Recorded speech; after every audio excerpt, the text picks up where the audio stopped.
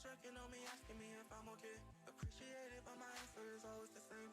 Tired of myself, I wish I could get out my brain.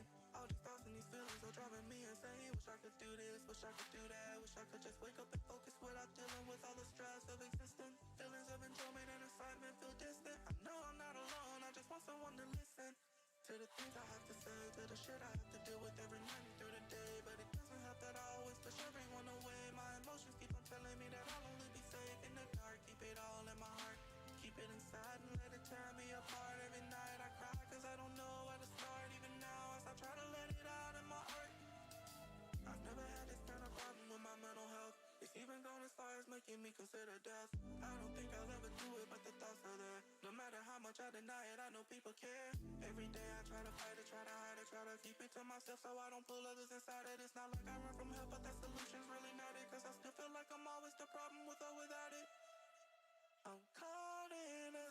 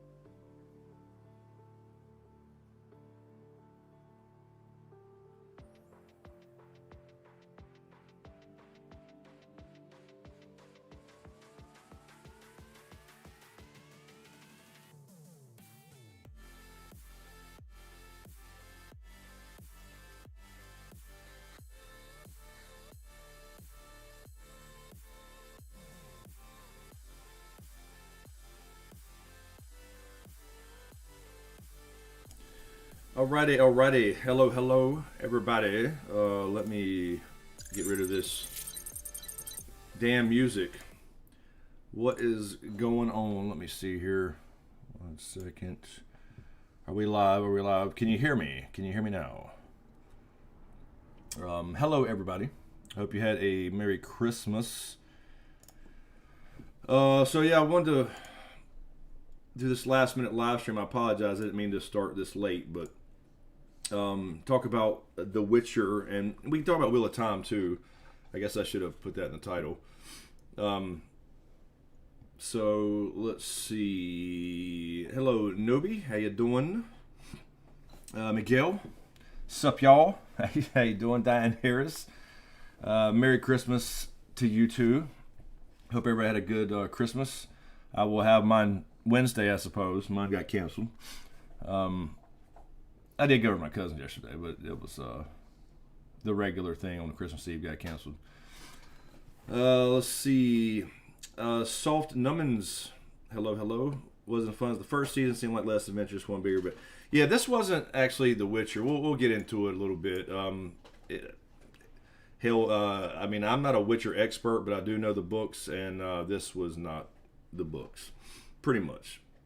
I mean, I can understand to a degree why they did some things, but we'll talk about it. Let's see, Diane. I haven't watched season 2 of The Witcher. I don't know if I will, to be honest. It's okay, Diane. I mean, you don't have to be, if you haven't read the books, it would probably be fine. But they changed a lot of stuff. And it's definitely not the Blood of Elves book. A lot of it's actually just kind of made up, which is fine. I can understand why. It's more to keep Yennefer in the story because she's not really in until the very end of that book. It's more about Geralt and Ciri the whole time. So if they follow the book exactly, they would spend a lot of time at Kaer Morhen just training and all that kind of stuff. And I get to a degree why they want to, they got to have the other stars in the show. But a lot of it was just kind of dumb. I didn't love it. I want to love it, but it was okay. Let's see. Super. Hello. I'm not sure I should be here. Not sure if I can keep my anger what the showrunner and writers have done to RJ's work. Yeah, I agree. I mean, I don't know what's going on, man. I don't. I do, like I said, to a degree I understand. But, yeah, it was overall good, but not from a perspective of the books. And a lot of things also just didn't make sense. So I just didn't love it. I didn't absolutely hate it, but I didn't love it. It looked a lot better this year, for damn sure. It looked really good. Whereas Wheel of Time, the last episode, fell short for me pretty bad, actually. I've been enjoying that, and I don't know the Wheel of Time books, as I mentioned before, but I didn't like that finale. So, anyway. What's up, Doc Holiday? What's up, Steph Snow, hello. I don't think you said haven't watched it yet. I want to hear what y'all thought. Was it bad?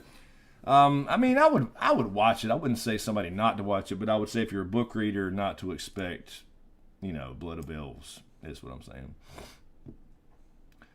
saying. Lucis, what's up, man? There's that 2-pack man voice. Hey man, I got a Biggie record for Christmas from James. I had my Tupac record, used to be up here. It's in my shelf over here now, but he got me a Biggie one. I'm gonna get me a record player again. Nata, there's Dirty Sanchez. Hello, Nata. Will. We'll talk about the Wheel of Time too, Natalie. We'll talk about it here because I don't have a whole lot to say, honestly. I'm just gonna let you guys guide this if you've seen it or hasn't. We'll go through some of the main things. But we can talk about the Wheel of Time, too. I should have probably just labeled them both, but technically I need to do a separate live. I don't know. But I didn't love that either, unfortunately. I think, I don't know. It was odd, and it didn't look great, honestly, in a lot of scenes. Steph Snow, I saw Peter Dinklage said GOT fans had to get over and stop dreaming of for two white people to live happily ever after. Yeah, I saw that. That's complete bullshit. Now he's kowtowing to the fucking. I don't know why he had to mention race. That was dumb. I guess he's kowtowing to the woke crowd or something. I have no idea, man. Whatever. You can't just shit on everybody who made you a superstar success, and then when they don't like how the writer, that he knows it was crazy. He knows that. He said that before. Like, why are we hiding in the crypts with a bunch of dead people? I mean, he knows. So it's just for publicity. I don't know, man. Whatever. Nobi actually liked it. It might be because of the lack of anything other than reruns to watch for months. I mean, that's what I'm saying, Nobi. I wouldn't certainly say don't watch it or I hate it. I do like The Witcher, and they had some good things in it this year. Lots of shout-outs to the game, actually. If you played the Witcher game, specifically Witcher 3 Wild Hunt, obviously you got the Wild Hunt mentions in there. They had the thing at the end. So there was some good things about it, but it just wasn't the book. I mean, honestly. They really kind of just made up a lot of things. A lot of things didn't make sense in the sense of their storylines. So we'll kind of go through and just mention characters. I didn't take any notes or anything, so this is going to be probably all over the place. But I'll just get what you guys think. What's up, Crows? How you doing? I don't think Season 2 was really an improvement over Season 1, except in terms of production value. Yeah, I agree. I mean, I actually enjoy the Ciri Geralt training stuff. I think they could have been faithful to the books a little more and would have still been a great season. Just have her learning more, have her showing glimpses of her power, stuff like that, whatever. You can have Yennefer doing some separate things, but they wanted to bring them together quicker, and I guess that's why they basically skipped. And then they had the big reveal at the end, of course, which, again, we're going to get into spoilers. We're going to have the big reveal at the end about Ciri's father, which I thought was a little early for Season 2. You should leave that dangling. But I kind of understand, I guess, for a hook. Let's see. Diane Wilchrist, when they make a movie Netflix show, The Crimson Gods, you can make sure they do it right. Oh, God. I wish, man. I wish. Yeah, I would. I would love that. That'd be cool. Voodoo Darling, hello. Happy Sunday to you. Merry Christmas. What's up, Big E? How you doing, man? Good evening, Witchers. Bandersnatch, hello all. Yeah, we could talk about Wheel of Time too. This is a free for all. There's no rules here. Just because it's labeled The Witcher, I wanted to talk about it too because, I don't know, man. I didn't like the Wheel of Time ending as well, but I know they had to change some things because the Matt character quit too. Ezio, I'm sorry. Hello, how you doing? They changed a lot from the source material, but I thought Geralt and Ciri's relationship was the best. I agree. I agree with that. I enjoyed that. I enjoyed the Geralt Ciri stuff for sure, and Ciri kind of coming to her own. She was this kind of quiet little shy girl last year, and she's growing up, and I actually enjoyed that. So I think their thought process was, well, we got to show this other stuff going on. We can't just spend a lot of time at Kaer Morhen and have Ciri training all the time and all that kind of stuff. But no, show it. You got plenty of seasons. This thing's going to go on for a while. Let's just stay there for a while and not have hookers. I mean, look, I get it. It's fine. But it's Kaer Morhen. I mean, I need to bring up a map too, at some point, because their travel time, it was kind of like the Game of Thrones magic traveling. That definitely happened, and they do have portals, obviously, but Yennefer did not have portals this year. She couldn't do them. Maybe she got somebody else to do it. I don't know. But she traveled from like Cintra to Kaer Morhen, and if you look at the map, they're like, Kaer Morhen's up here in the top right on the continent, and Cintra's down here in the bottom left. So, let's see. Merry Christmas to you, Big E, and everybody. Happy holidays. Cosmin, we're going to get into it here. I'm just kind of seeing who's in here. We're just kind of waiting for people to pile in. I started this a little bit late, so we'll get into it here. I didn't take any notes or anything. It'd probably be all over the place. You guys help me out because honestly, some of it was forgettable, but a lot of it was just made up.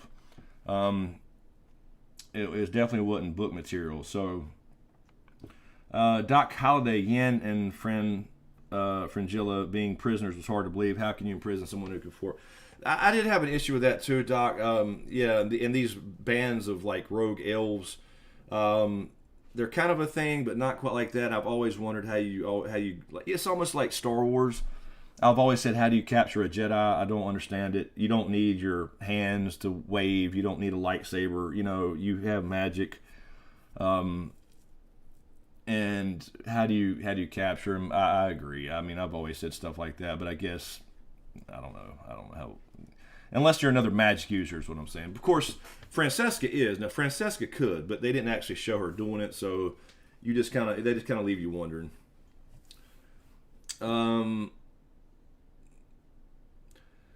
Big E, Wheel of Time, just watched 2 episodes, didn't click with me. Yeah, I actually like it for the season, Big E. I enjoyed it for the whole season. The last episode, we'll can get into that too. It'll be spoiler. We already talked about the first 4 or 5, however many we did. And I enjoyed it for the most part. I'm not an expert on Wheel of Time stuff either.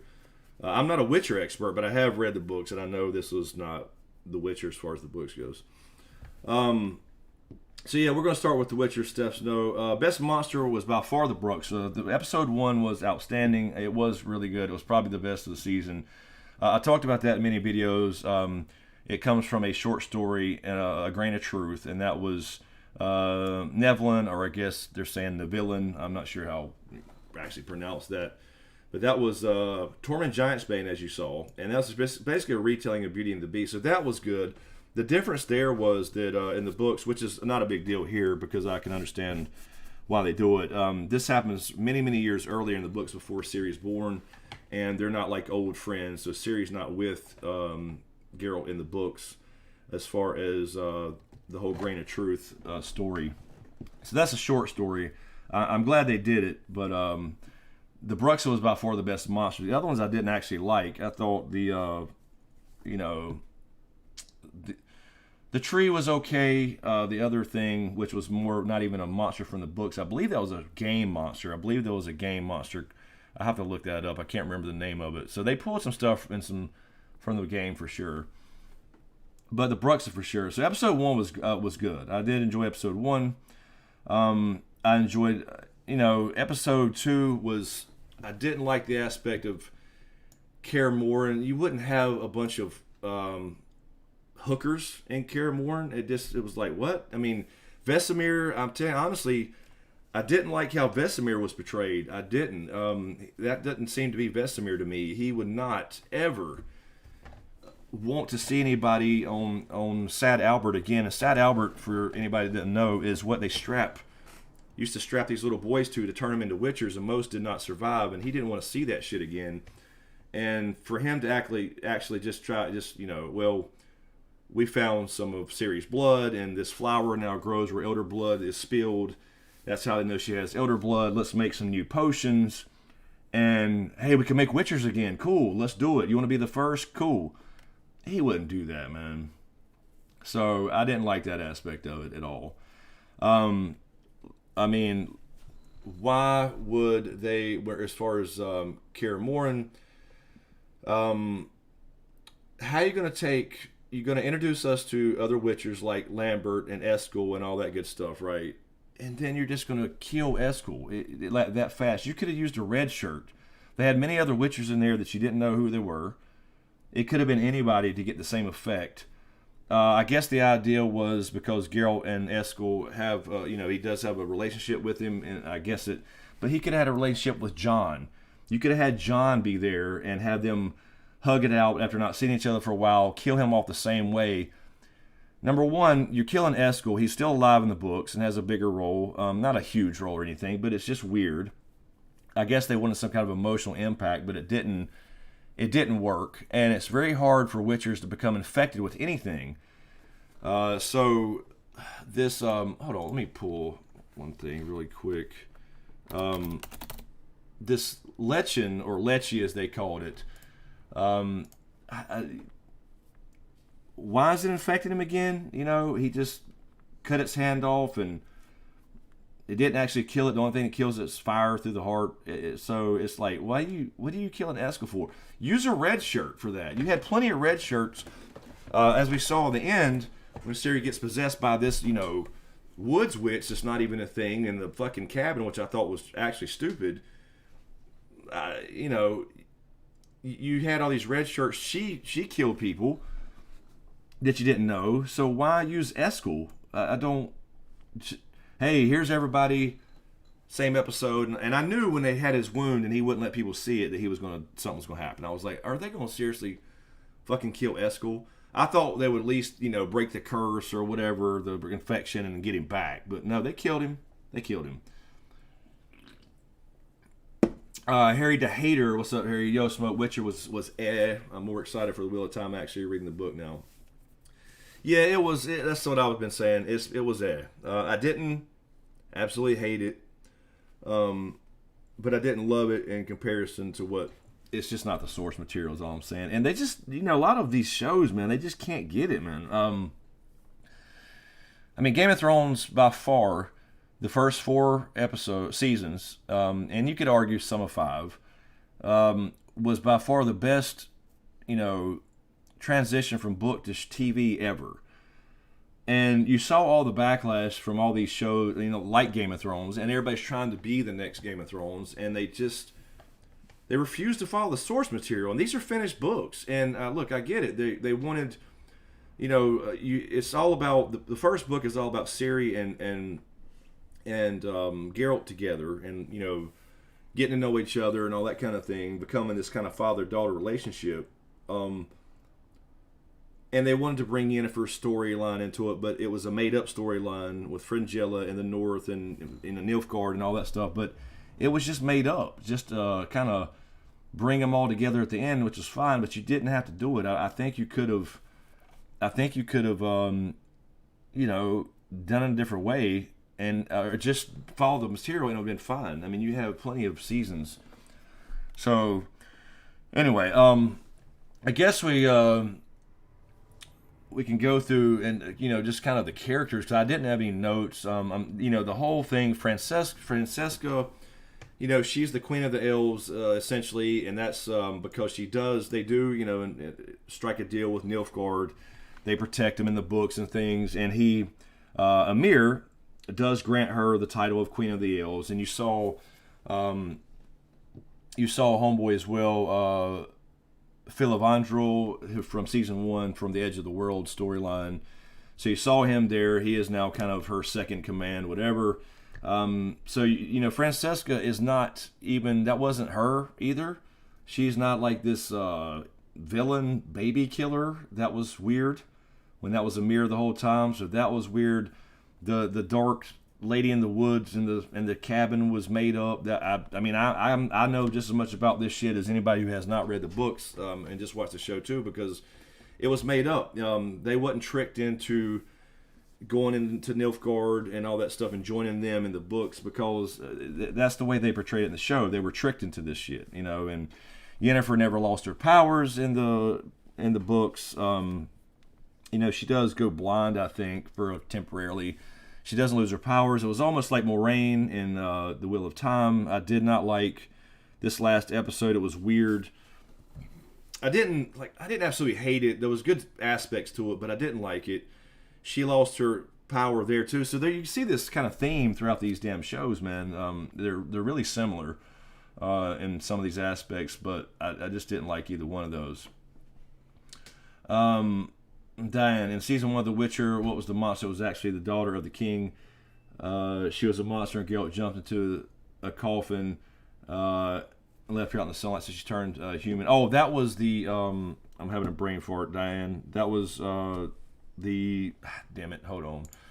Let me look at. I'm having a brain fart.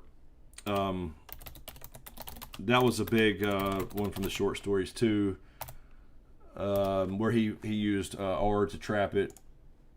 Hold on. The Kikimora was at the beginning. The Striga. That was a Striga. So that was a cursed thing. The Bruxa was good. Again, the Bruxa was good in episode 1. That was for sure the best monster. She was creepy. She looked fucking good. It looked good.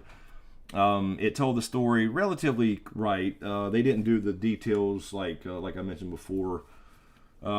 with the rose bush. There was some things missing, but it was fine. And it worked well. The other thing I will say about The Witcher, the whole season, is these pillars, or I guess they're calling them these big landmarks, is supposedly like from the conjunction. They did mention the conjunction. That's not a thing in the books either, so they kind of used it to make it to where that's where some of these monsters are coming from. So when, I guess Ciri has an episode or whatever, she creates them and they're attracted to her, is the way I took it. It was weird. I don't know. Thank you, Ungoliant. Yes, thank you. There's so much going through my head about both of these shows, and I didn't take any notes or anything. I actually did when I was going to do videos, but I decided I'll just wait and just talk about it all. So I don't even remember, it was a lot of it was forgettable, honestly, and it's not anything I can connect to the books because it didn't happen, so it's weird. Jake Cruz was something. I need to start the books of Wheel of Time at some point. I'll at least start with audiobooks. When I have time, I'll get the books for sure.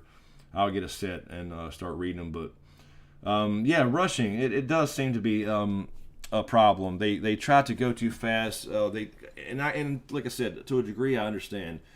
You can't, for TV, it's a different medium. You have to change some things. You can't just sit there and do like you read a chapter in a book.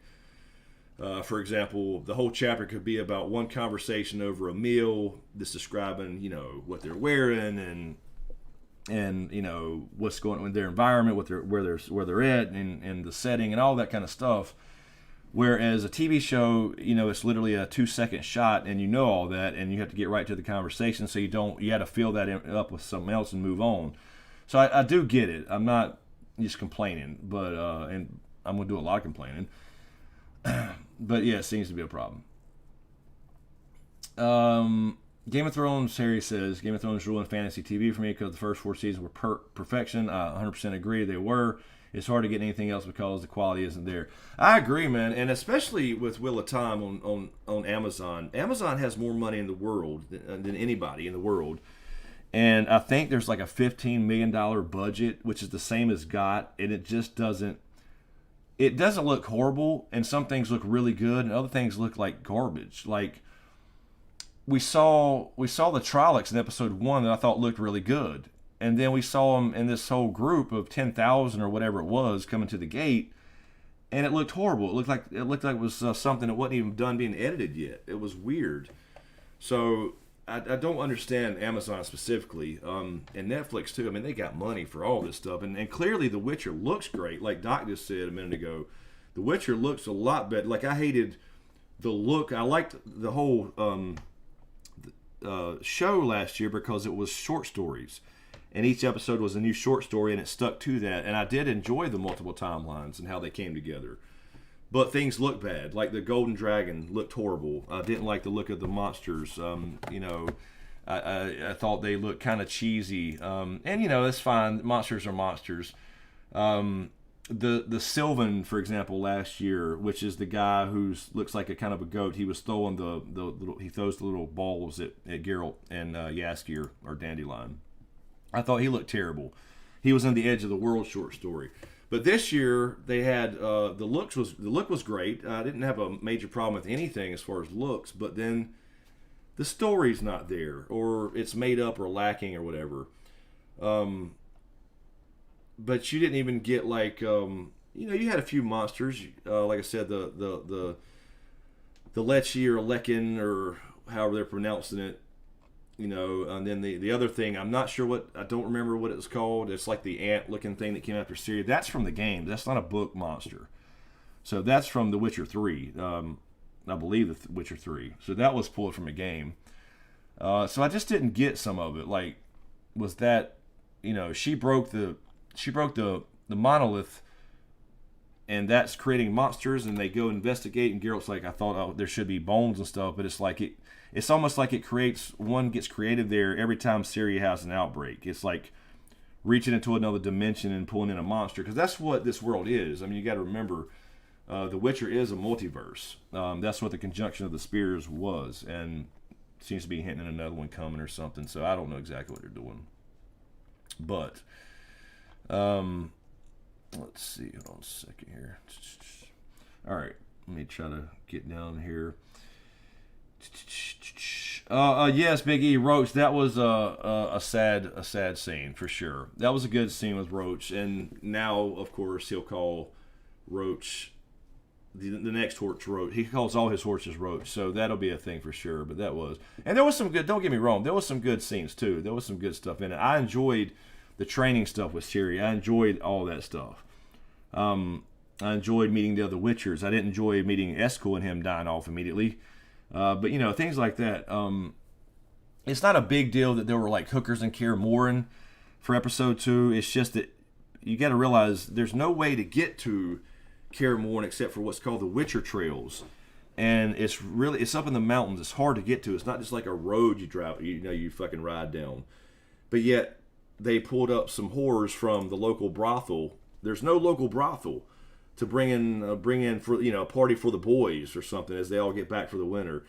It's fine. It's not a big deal, but I'm just saying that kind of thing right there is like shows you like they're not thinking about the source material and how hard Kaer Morhen is to get to. You know what I mean? Whatever. So not a big deal. Let's see. You had Fringilla and Yennefer again. That was their major thing. Was she's cut off from magic. She's lost it somehow. Fringilla's trying to figure out her what's going on. Trying to make her place with Emir because he's coming into the picture. So you kind of figured that they were going to bring Emir in, the Emperor, to the end of the season. And I figured they would probably do the big reveal, which is what I was hinting at last year. We talked about this when we talked about Ciri and her parents. I didn't want to spoil anything, but they obviously brought that into the very end. So you find out, of course, that Dooney is Emir. So the guy that looked like the hedgehog from season 1, big spoiler by the way, I'm just saying. So season 1, the guy that was Pavetta's husband, that you knew to be kind of Ciri's father, you assume, because she was pregnant when Geralt claimed the Law of Surprise, of course, ends up being Dooney, is Emir, the same person. He is the Emperor of Nilfgaard. So, but that really doesn't follow the books either. They did it for a hook for season 3 as a big reveal, but in the books, Emir doesn't want it known that Ciri's his daughter. You know what I mean? So it's like he wouldn't go in a crowded room and say, go find my daughter. Very few people know this. You know what I mean? Let's see. Jake, the sword fighting in the first season of Witcher 2 was better. I agree. The fight with Renfri's group and Renfri was badass. Some of the best choreography I've ever seen. The fighting was fine when he fought homeboy, the fire mage, his goons. It was fine, but there wasn't quite enough of that, I guess, for being the Witcher. So let's see Ciri going out with Geralt, and maybe they get into some trouble after she's done some training, and just some small time stuff. Let's see some more of that and see Ciri learn some things. I enjoy that stuff. It's almost like Star Wars. You skip all the Jedi training. You know what I mean? I want to see it. I want to see people learning that stuff. I want to see Ciri learning more. So I did enjoy those. Let's see, Tissaia, you had her, and with the Yennefer storyline, she's looking for most of the time. Obviously, she found her. In the books, the Battle of Sodden Hill, she's not called the savior of Sodden or anything like that in the books. So there's no fire magic from her. That was a whole different thing. You never see the battle in the books, which is fine. That was a season 1 thing, but it was just kind of all made up from there, getting captured by the elves and then going into this dark lady, spirit of the forest thing that ends up taking over Ciri at the end and all this stuff. It was just really just all new to me, honestly. And maybe there's some things I'm forgetting that I missed, but feel free to. going back to Wheel of Time Crows, the Trollocs in episode 8 looked bad because they were all CGI and they couldn't afford it. Originally, they wanted to use the same practical Trollocs from episode 1. Well, yeah, that's what I'm saying, though, but they can't afford it, is what I'm saying, Crow. It's Amazon. They can't afford it. They just rushed it. You have or at least if that's fine. I can understand you can't use practical effects for big, giant hordes, but you got Industrial Light and Magic. You got people that can make that look good, but you got the money to do it, and it looked horrible. And then, why are you bringing? And you have 5 women out there trying to channel, and they decide to stand outside of the gates instead of on the gate or on the behind the walls of the city or whatever. So I don't know, man. It was just weird. And then you got Rand going in with it. You got Rand and Moraine going into the Eye of the World, which I thought looked stupid. I thought it looked like, wasn't horrible. I'm not saying it like, I don't know really what I expected, but it felt like for something to be called the Eye of the World, it just seemed a little underwhelming. But you have the yin yang symbol, so obviously there's a balance thing going on. Misha, hello, Misha, how are you? Merry Christmas to you and Happy New Year. Don, I'm late. No, you're good. You're good. We were a little bit late, Don. That's what we're talking about. I was too, man. I was too. I was just talking. We're kind of going back and forth between The Witcher and just kind of mentioning Wheel of Time too, since we had the whole season of The Witcher and then one episode of Wheel of Time that we hadn't talked about. So yeah, just a lot of weird stuff, man. That from like I said, overall I'm enjoying the Wheel of Time. I think they have plenty of material to work with. I don't think it's like going to be like a horrible show or something because one episode was bad. But yeah, I didn't like the last one. And then it's like that wasn't the dark one.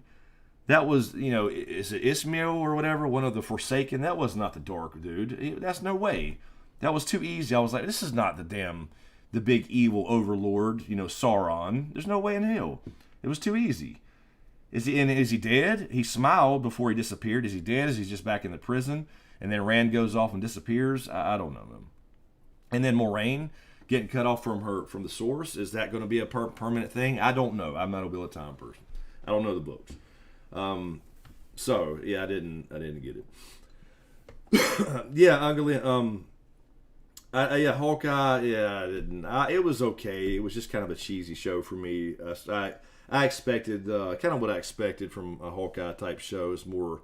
It felt more Disney this time, and I didn't. Yeah, Kingpin shows up and then he's instantly gone. You could have had a Spider-Man tie-in later on. They're doing at least three more Tom Holland Spider-Man movies. I mean, you could have had a Kingpin involved, but whatever. Guess that's not going to happen. He was in and out, kind of like Eskel in The Witcher. So let's see. You have the Brotherhood as far as The Witcher goes, and Stregobor still around. So of course, Ciri's going to be on his hit list, and this is all, just kind of was almost like filler, made up stuff because they had to move along the stuff and not just stay at Kaer Morhen the whole time.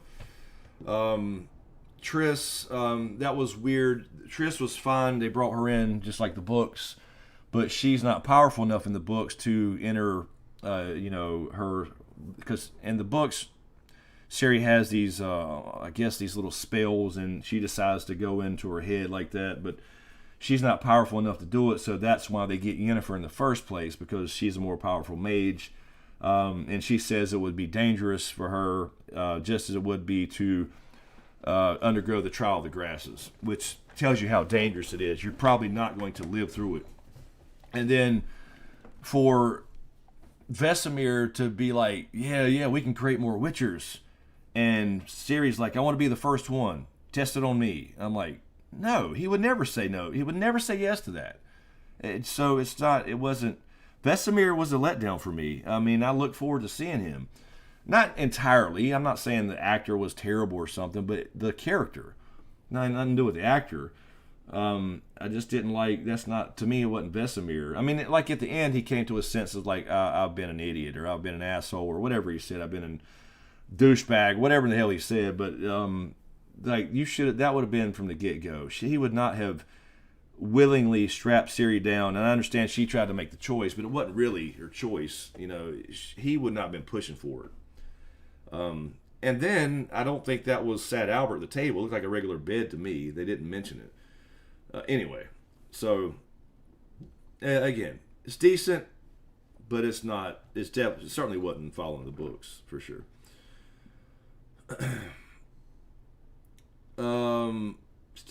Steph, watching someone put in the work and fight their way to position what binds the audience to their story. That's why we love Jon Snow, for example. I don't know why shows. Yeah, I agree. Let's see more of it. They thought, I think in their heads, they sit around thinking, okay, most of Blood of Elves is going to be Geralt and Ciri together, Kaer Morhen training, becoming a Witcher, learning about Witchers and history and blah, blah. And we got to get some more action. We got to get some more stuff in there. We got to have Yennefer. She's a star of the show. She's getting paid. We got to have all these other people that we have in the cast. And I understand that to a degree. So they pulled things from little things from other books or whatever, but not really. Just some points. But they just really made it up. So I don't know. I would enjoy a whole season of Ciri. And yeah, like I said, you could show Yennefer doing something else and Jaskier or whatever, but go ahead and bring Yennefer down there and not have her answering to some weird ghost in the woods in a cabin with no doors. And they tried to use it for a little bit of Witcher history, like the first Witchers imprisoned that spirit in there, and somehow it got out due to despair and whatever. So I don't know, man. Frank Fuentes, what's up, man? The Witcher and the Wheel of Time are on the same category, just 2 levels below Game of Thrones. Yeah, well, for sure. I mean, I would say probably 10 levels below, but depends on what seasons we're talking about, of course. Diane, the Blight was like kudzu vine, gets all over the place, and you can't kill it easily. Yeah, and that was another thing about the Wheel of Time, Dan. The Blight, I thought, okay, it looked fine. It was just, overgrown shit. And I liked how they showed the dude in there. It was had taken over his body, and he died in there. And Moraine tells Rand not to touch anything, and then they sit down and fall asleep. They sit down and touch everything. Can it hurt you or can it? I mean, is it just trees that's growing up from corruption? Does it do something? And then the weird little dream sequence with the so-called chosen one, the dark one. I thought it looked dumb with that mask on. He looked like Lucifer from the TV show Lucifer when he does his devil face. I thought it looked horrible. Just my opinion. I don't think that was the chosen one. Somebody can tell me if it's not or if it was. I don't think that is. Let's see.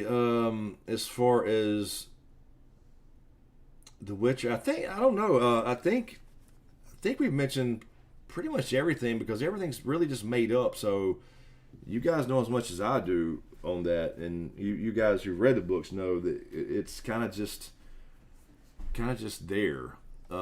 I don't know. It was odd. I want to love it. I do because I love The Witcher. I will say a few good things.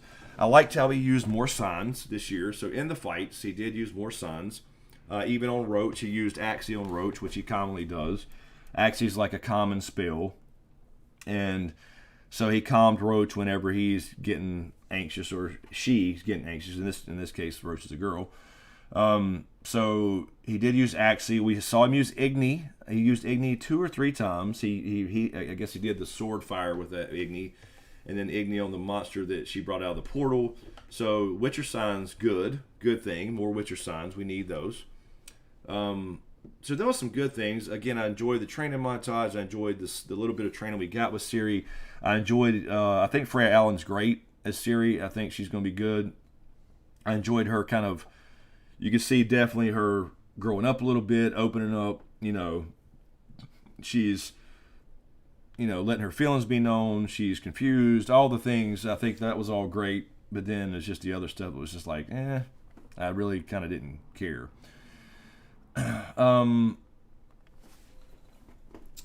Eldami Furs, hello. The last one of Villa Time was not great, but it was not bad either. Middle ground for me. Yeah, I mean that's basically what I said. Was I didn't absolutely hate it, but I didn't like it either. It was weird to me, but I don't know how the books are. So I mean, I can't imagine that's how they are, but I don't know. Book people that's usually in here when we label this a Wheel of Time stream would be able to correct me on that. You guys can tell me that, but yeah, it was just weird, and I didn't like how they just rushed into, hey, let's me and you go battle the Dark One by ourselves. And he even said it, like, the last time he brought 100 Aes Sedai. And what do you think this dude? And he don't even know how to channel like he did at one time. I knew he was the one from the get-go. I told y'all that in live streams, or the dragon. And then they showed the original dragon, but they called him the Dragon Reborn. And it's like, no, he's just the dragon, right? Ain't he just the dragon? Because the Dragon Reborn hadn't happened yet, right? They showed the second age. I thought that was cool, except it didn't look good, but I thought it was cool that they did that. They showed, the advanced civilization technology. It was kind of a mix. You saw the clothes were all modern looking and all that kind of stuff, and I guess he had a child. I'm not sure about the child thing, how that compares to books.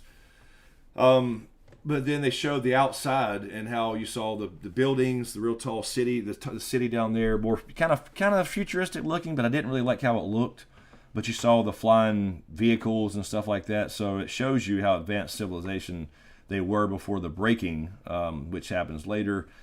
But I personally didn't like the look of the city, but I mean, not a big deal. All it needs to do is get across that it was an advanced civilization before the last dragon went crazy and the rest of the men went crazy and broke the world and changed the earth and all that stuff.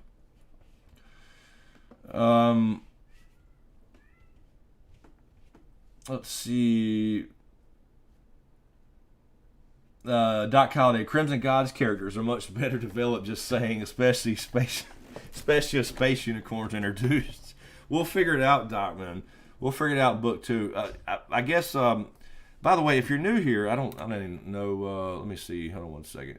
If you're new here, do me a favor and hit that subscribe button and all that good stuff. Like the video, if you don't mind. We're trying to figure out how to rebuild this channel. I don't think it's going to ever come back until House of the Dragon comes along.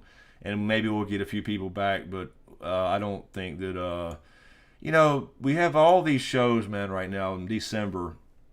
And I'm a little disappointed, honestly. I was looking forward to The Witcher. And again, I didn't hate it. I didn't hate everything about it. I enjoyed it. And I'm definitely enjoying The Wheel of Time. Although I can see now, the more I get into it, and the more I learn about the books and everything, read other things, watch other people's opinions on it, I can see some differences in why people would be upset about some things. But it's not that big a deal to me, obviously. But The Witcher, I was just, I guess I expected a lot more. I was hoping for more. I didn't hate it, but it wasn't outstanding either. I think Geralt's great. I think the Witcher stuff's great. I think Ciri's great. I've never really loved this Yennefer, but it is Yennefer in a way. But she's, I didn't like how she, tries to sell Ciri out to this, fucking witch in the woods type thing to get her powers back. It shows her vanity and blah, blah, blah, which is fine, I guess, for the show, but that never happens in the books. Ciri doesn't like Yennefer in the books, and when she first meets her. But Ciri does become the child Yennefer never had, and it's, Geralt and Yennefer are essentially her parents. So that was fine. I mean, they'll get to that point, But I like some of the aspects of, for example, Yennefer does teach her a few things, and she can, she rebuilds instead of rebuilding the bridge, she just fucking warped them across it. I thought that was great. Those little scenes like that were good. So those interactions. So there was definitely some good stuff too. Hello, Callie. How are you? Steph Snow was Triss. Yes, Triss was in season 2. She was there. Triss is fine. They kind of went more. They did go back to a more book accurate look for Triss with the red hair and stuff. That was apparently due to some changes after she got injured in the Battle of Sodden. So that's fine. But what really bugged me about Triss was when she was in Kaer Morhen and she gets a glimpse of Ciri and the elder blood, and she hears the old elder elves speaking in her dream sequence or whatever. She wakes up, they get out, and she's like, "You're going to destroy us all," and runs away from her. That never happens either. in the books. That's not a book thing where she's all afraid and runs away from Ciri. She wants to help her. And so they bring in Yennefer because she is more powerful as a mage. So they could have did just all that stuff instead of all this other made up stuff that I didn't really get. But Jake Cruz, the last episode of Wheel of Time just seemed underwhelming, and we had to wait a year. Yeah, I agree. I agree. I didn't expect, totally did not expect them to already have what they thought was going to be this battle.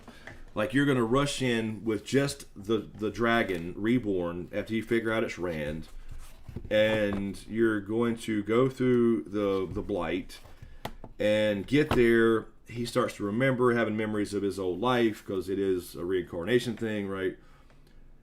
And he doesn't know even how to really channel. When he gets mad, he can protect, I guess he's the one who channeled in the ways. But, like, you're just going to hand him a trinket on the way and say, here's the plan. I just want you to channel. When you're under stress, when your life's at risk, you'll know what to do. That's not enough for me, man. And it shouldn't have been for him. I don't know. It was weird to me. Maybe that's I don't know. You guys can tell me how that goes down in the books, or if it does at all.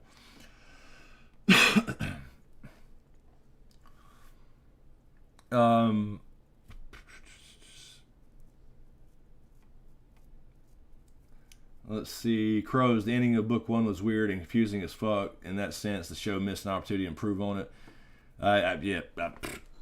No idea. Have not got to those books yet, but anyway.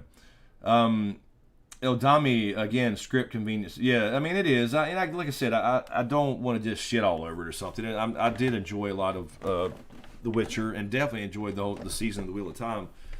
But, and again, I understand some changes. I do. You have to change some things and maybe pull for some other sources or make up some characters and things like that. I get that totally for timelines and for TV.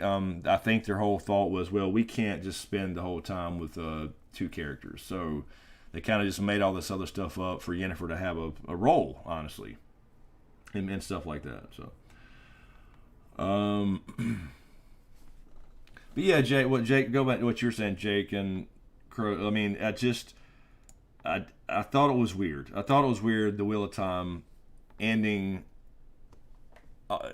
there, like the way it did. It was like, we're going to go into this battle. We're going to just go off on our own. We don't really know what's going to happen. Then Moraine gets cut off from the source. Not gentled. I don't know what the term is for women when they get cut off, but is it going to come back? Is she going to die? I don't know what's happening. So that bothered me, and then it did, some parts didn't look great, and then you got the answer from what's his name, the vendor. I guess he's a dark friend, and he's like controlling shades. He's got 2 shades with him, you had what's his name, Perrin didn't really do much of anything. He wanted to fight, but he didn't, because he got brainwashed by this, I don't know what the hell group. What do you call them? The Tinkers group. Like, no violence. It's like, no, there's a time for violence. There's a time. Violence does work. It is a thing. Dave Tresky, Dandelion has been working out. Jeez, yeah, of course. Yeah, they had to show somebody besides Henry Cavill. Dandelion for sure bulked up a little bit. Yaskier, as it were. Stefan Hart, it was undercooked. Yes, that's a good way to put it. Diane, did Moraine figure it out, or did Rand figure it out and tell her? What do you mean, Diane? What specifically are you asking? Did she figure out? And that was the other thing too. The ending that, of course, I don't understand. This broken rock that looked like quartz to me. They called it something. They said it couldn't be broken at all. It was impossible. And then if you use the 1 power on it, it gets stronger, but yet it's cracked. And so that shows you that's the first battle, not the last. So I don't really know what that means. And I want to know, was that the Dark One? Was that a personification of the Dark One? That couldn't have been him. There's no way. No way in hell.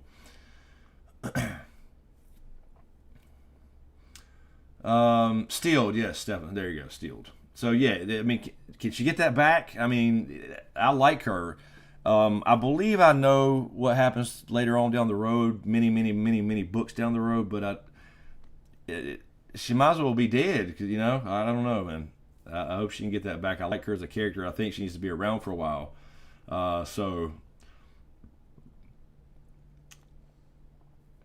Crows. She did not get steeled. She gets shielded.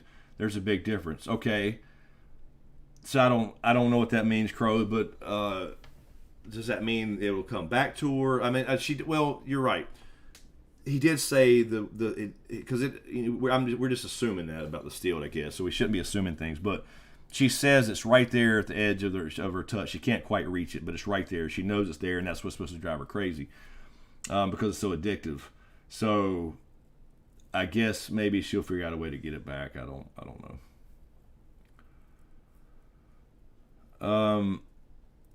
Don, in Will of Time, I don't understand how the Ishmael character steeled Moraine or shielded or whatever it is. How can he be so powerful to do it alone? I have no idea. That's what bothered me because I didn't think it was this Dark One anyway. You know what I mean? And is Ishmael the Dark One, or is it just one of those Forsaken people? I don't know. String theory. Hello. Will of Time was supposed to be Rand who takes out the Trollocs. Rand wishes to be away from the hilltop and finds himself in a broad mountain pass. There's a battle all around Rand.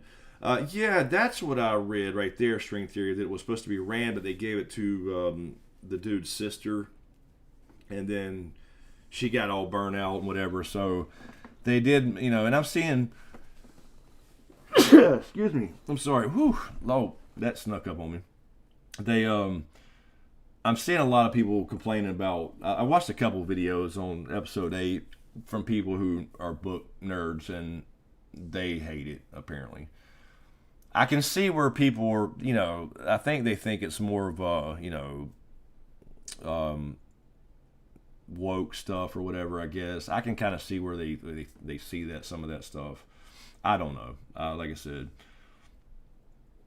I just had a problem with the whole thing was weird for me. Stefan, they were doing Perrin wrong. I was totally underwhelmed with his character in the show. I was too, man, because you learn like, oh, ew, he's this fucking lichen wolf motherfucker, and then nothing. He's not going to use it in this battle. Like he's just going to sit in there. And I know he does have the thing where it's like we need to fight, and Loyal is like, no, we don't. I don't know. And then is he dead too? That can't be right. You can't. Is Loyal supposed to be dead this early? I don't think so. So I don't know, man.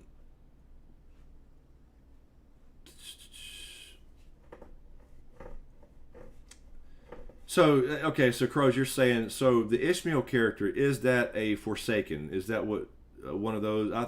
Because I was trying to look up, I don't care about spoilers, I was trying to see if the Dark One is like somebody that is it going to be like a twist, or is it literally just is it actually an evil force opposite of the creator in the beginning of the universe, so the whole balance thing. Because, I mean, I think that's what the thing is about, right? You had the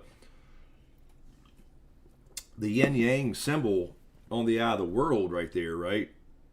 So, I mean, there's something got to come back. Balance has got to come back is the way I'm assuming this thing has to end. So, I don't know. String theory. Shielding is the act of forming a weave that will block another channeler from accessing the one power. Through the block, channeler will still be able to sense it. Okay. So that makes more sense. I'd imagine that's probably worse since you can still feel it. More of a punishment, I would say. Well, can we reverse this string theory? This is what I want to know. Can we reverse it? Crows. There you go. Shielding is a temporary barrier from one power. Stealing is permanent, kinda. Can't explain more because of spoilers. You can spoil me, that's okay, but you don't have to spoil for the chat, that's fine. Frank Fuentes, what's up, Frank? I thought Amazon was going to do a series. They are. Lord of the Rings is coming next year. It is coming. And now I'm worried about it, because you can't. This is Lord of the Rings, man, and I know it's a prequel, But you can't have some of these, like, for the most part, Wheel of Time looked great. It really did, for the most part. But you can see where they skimp on things. And you can't do that, man. You can't do that with Lord of the Rings, man. It's the Lord of the Rings is the mother of all. This is Tolkien we're talking about. This is where it all came from. You don't have Tolkien. You don't have Wheel of Time. You don't have A Song of Ice and Fire. You don't have any of these epic fantasy novels. You don't have, what is it, Joe Abercrombie or whatever. You don't have any of these authors doing all these good, big things. You can't fuck up Lord of the Rings, but now I'm worried about it. I'm just worried about it. I don't know why. I mean, nobody's gotten back to that look and feel of Game of Thrones. You literally felt something different with that. You know what I mean? I don't know. Like, it looks great. Lord of the Wheel of Time and The Witcher. They do look great. They look fine for the most part. But there's still something that you don't feel when you watch Game of Thrones. Game of Thrones before they destroyed that. You know what I mean? There's something, I don't know how to explain it. Y'all get what I'm saying.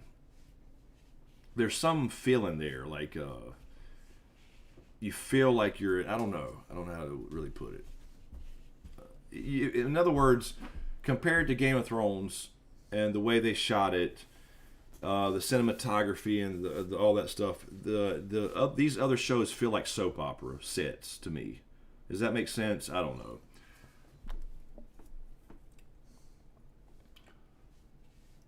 Don, Amazon will butcher the shit out of Tolkien's material, man. I hope not, man. I hold out hope, but I don't know,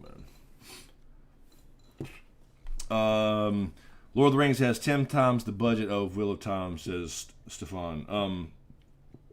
Damn, I mean, but why go short on that's great, but why go short on Wheel of Time? Why are you putting out that Trolloc scene? I mean, look, the lightning and the magic looked fine. I thought the lightning looked great. The wave that wiped him out and won the battle, and that looked great. I understand that's supposed to be Rand, and I think it makes more sense for it to be Rand. That should be what tells us that. I think that should be what tells us he is the dragon, right? Is him doing something epic like that, not just like this little thing when he like protects Moraine or whatever, or whatever. No, in the ways. I mean, this little tiny thing where he just pushes a Trolloc out or something. Have him destroy, because something happens, somebody gets hurt, or he just gets emotional, and he had this wave of power come from him alone.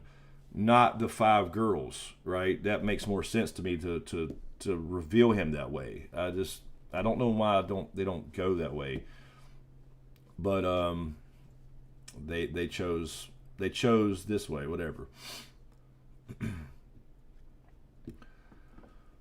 Amazon did Invincible and The Boys good. I still have hope for Wheel of Time Season 2, Lord of the Rings. Yeah. I'm certainly not gonna just assume because I like the Wheel of Time. I do. I just didn't like this last episode. That was really the only episode I had major problems with. And again, not everything about it. Just so I still think they can do it right. I just hope they listen to some of the criticism from people who really know the material too. Crow's heavy spoiler warning. Let me just read this to myself. I won't read it to the chat unless you guys. It's there if you want to read it, but don't read Crow's comment. Okay, cool. Thank you, Crow. That's fine. I don't mind being spoiled. I'm going to watch the show and get spoiled before I read the books anyway. I'm sure. So I don't know. Maybe I'll end up reading the books first. Probably. I probably have plenty of time. Jake Cruz, in my opinion, what's the best way to order my book? Jake, hold on. By the way, let me lift this up really quick so this camera's going to move. Let me just show this all. People may not know. Maybe some new people. This is my book, The Crimson Gods. This is the hardcover. Here, let me just lay that down for a second. So I have to show this off every stream. There's the hardcover there, if you can see that. The Crimson Gods. There's the Red Lotus there. Well, it's black on the cover of the book. this is my book is out. The best way is any way you want, man. Really, it doesn't matter to me. I get paid 20 cents, so I just want to show. There's my map up here in the front. I got character art in here from Urtach, who is you guys know from the Game of Thrones world, who did all the Game of Thrones artwork throughout the years, and Urtach has got some cool stuff coming up too. There's the big map on the wall there, by the way. That's my world, Osgoth. So I do have a fantasy world out there now, so I'm playing around in that.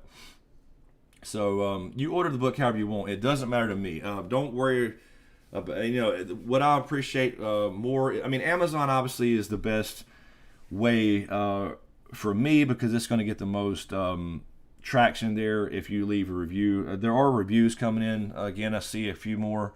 I think we're up to 61 reviews on Amazon. And I really appreciate that, by the way. That's what gets it pushed out to more people. Let me see here. But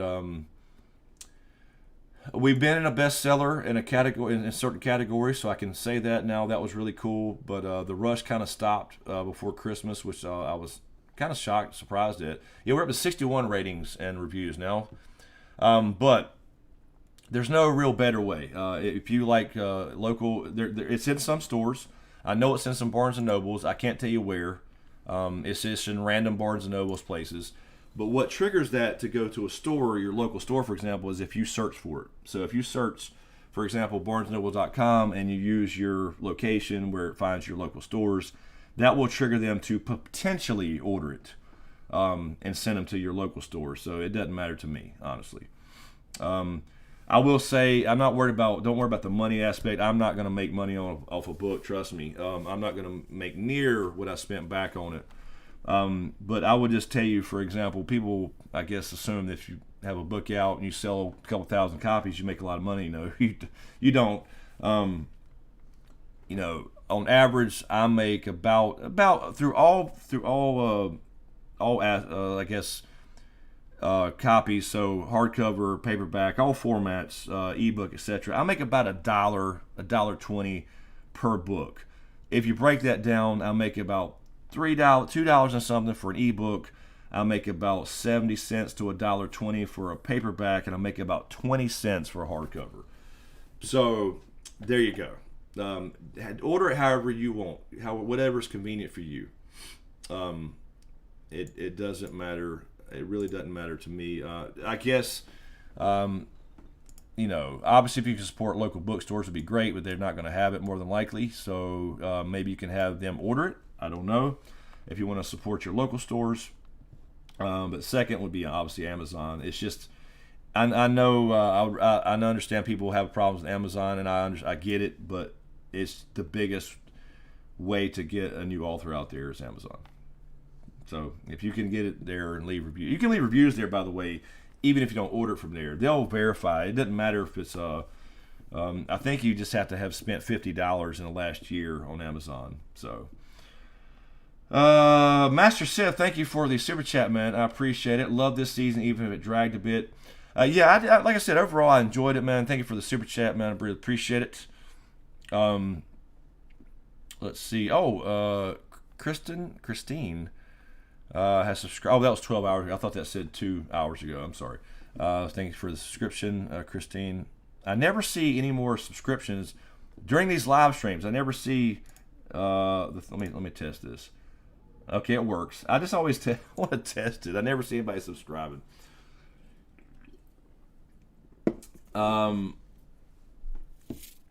So anyway, Jake, that's my answer to book sales. It doesn't really matter. Do whatever's good for you. But Amazon reviews are the best way to get it spread to more people. The more reviews, the more it gets noticed and pushed out through emails and things like that.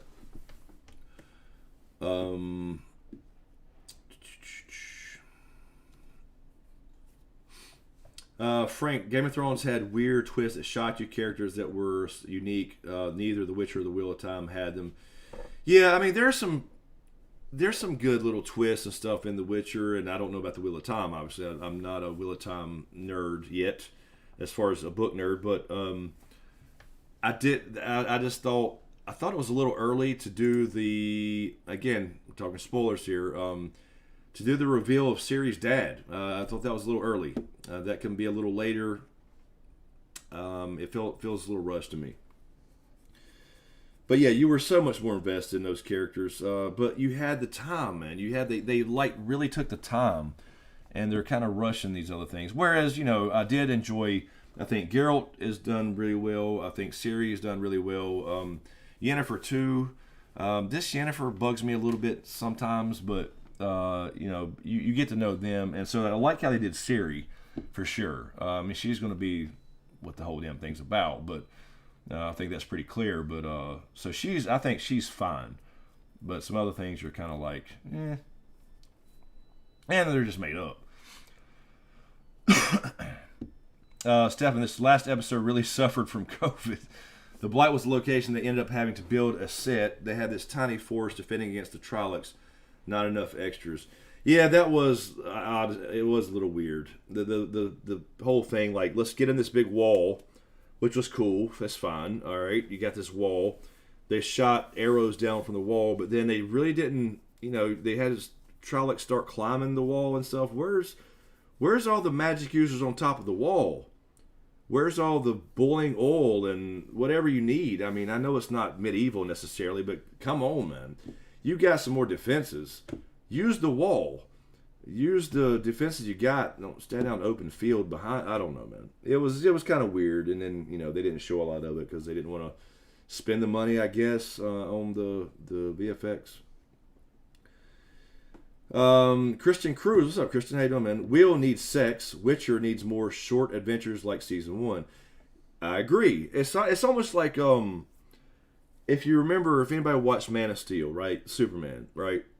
I enjoyed Man of Steel. It was okay, but instead of rushing into Zod and having Henry Cavill become Superman, and you get a few flashbacks of him growing up, and all of a sudden he's fighting another Kryptonian. Let's have the whole movie of him growing up and learning to be Superman. Let's have him save a fucking cat out of a tree before he's fighting Zod. So this is what they do now, man. It bugs me. They do these for the shows. They rush so much and try to get to this big thing instead of letting you really get to know the characters. So anyway. Princess Scarlet, hello. How are you? What's up, Chris? So happy you got your book out, smoking. Yeah, Princess Scarlet. It's been out since October the 18th. So it did pretty good. I think it's pretty much done now. We'll see what happens, but I did pretty good for a first novel. I'm happy with it. I'm proud of it. So I'll eventually start. I have started writing book 2, but I don't know exactly how I'm doing everything yet. And I definitely have started writing prequels, so we'll see what happens. Leon, I feel it's in the dialogue and got the character spoke in a way that made you really believe and feel engrossed in the period fantasy realm the show was portraying. I agree. I can see that for sure, Leon. You definitely get they take the time to have those scenes where people are having a real conversation, and so you get to know these characters on a deeper level.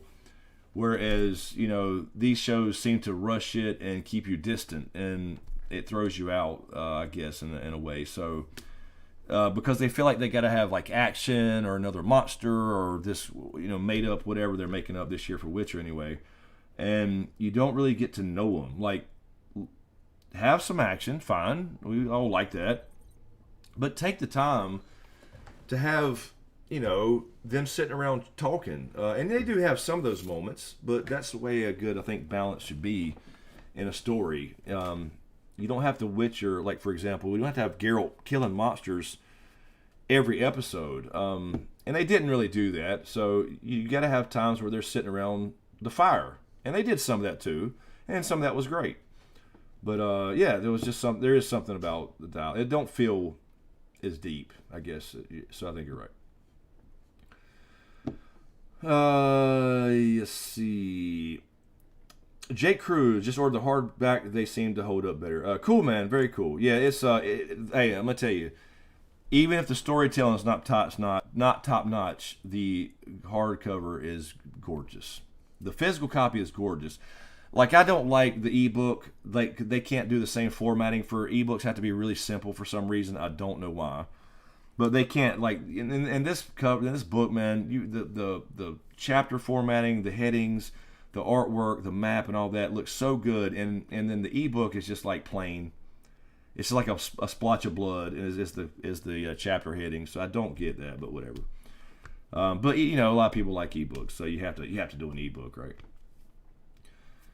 Breno, hello. Game of Thrones had much better writing in season 1 through 4. Yeah, 100%, Breno. I mean, it was the best adaptation by far ever in history, 1 through 4. It was perfect. I mean, as good as you can get. There's not really many things I don't think they could have done to make that any better for seasons 1 through 4, and then they fucking ruined the whole thing. Sydney, thank you for the super chat, Sydney. Appreciate it. Hey, I'm late. I enjoyed season 2, but I know some book fans didn't. I read the first 5 books, forgot most of it. Therefore, I have to reread. Did you like or dislike the season or both? So, Sydney, we've been talking about a little bit of Witcher and Wheel of Time. So, for both, I was saying I enjoyed overall. The Wheel of Time I have enjoyed. I did not like the last episode. The Witcher, for the most part, I enjoyed it, but it was all made up. This was not really the source material. I do have read the Witcher books. This was not Blood of Elves, except for, like, the Ciri Geralt stuff. Everything else is made up. And I get that to some degree, but other things I didn't get at all, and I thought some of it was dumb. But overall, I did enjoy it. After all, it is The Witcher. So they still have some good things, too. So I was a little disappointed with the last couple, the whole thing, and then for sure the last episode of Wheel of Time. I thought the last episode of Wheel of Time was rushed. I don't think it looked good. I wasn't really invested. I have problems with some of the characters. I don't really know them yet, so I really don't give a shit. You know what I mean? So there's little things like that. But overall, I do think it's a good show. I think it has a lot of potential. So, but they have, they have many more seasons to go.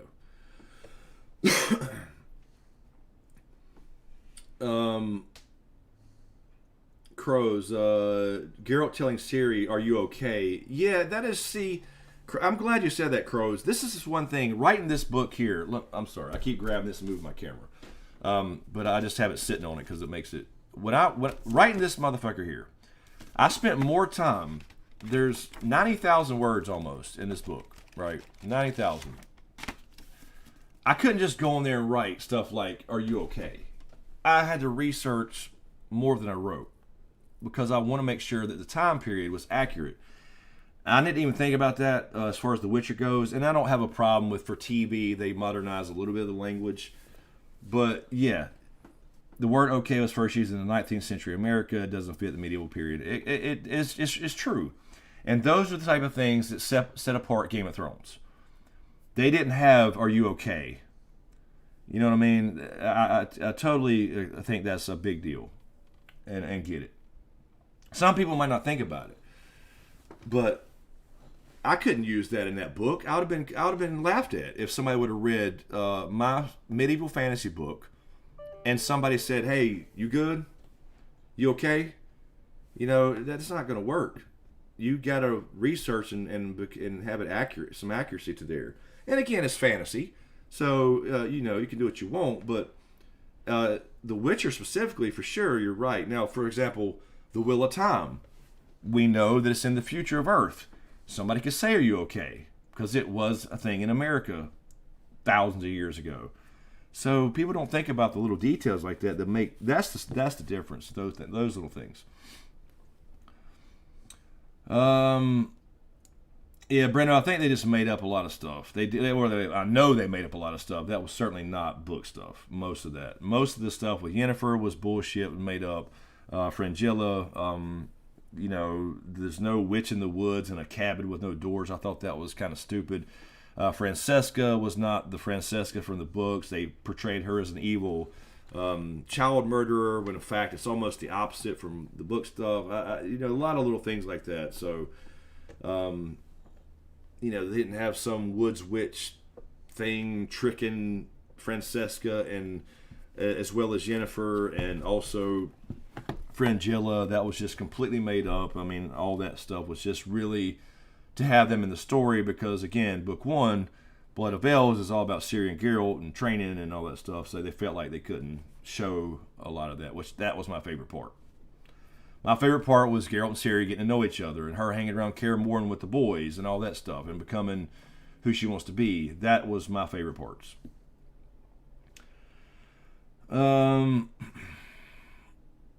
Stefan, yeah, season 1 through 4 was almost a copy and paste. Exactly, it was. Doc Holliday, I would have to order an assload of books to make it for our roulette loss. Oh my God, man. Doc, why would you let me? Hey, you know what, Doc? Here's the thing, man. If we go next year, I'm doing it again. I'm going to do it again. I'm telling you, we're going to do it again this time.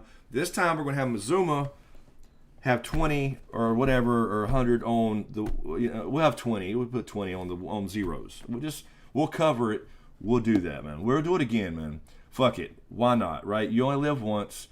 Doc's referring to us going to Cherokee. We went to the casino a couple years in a row.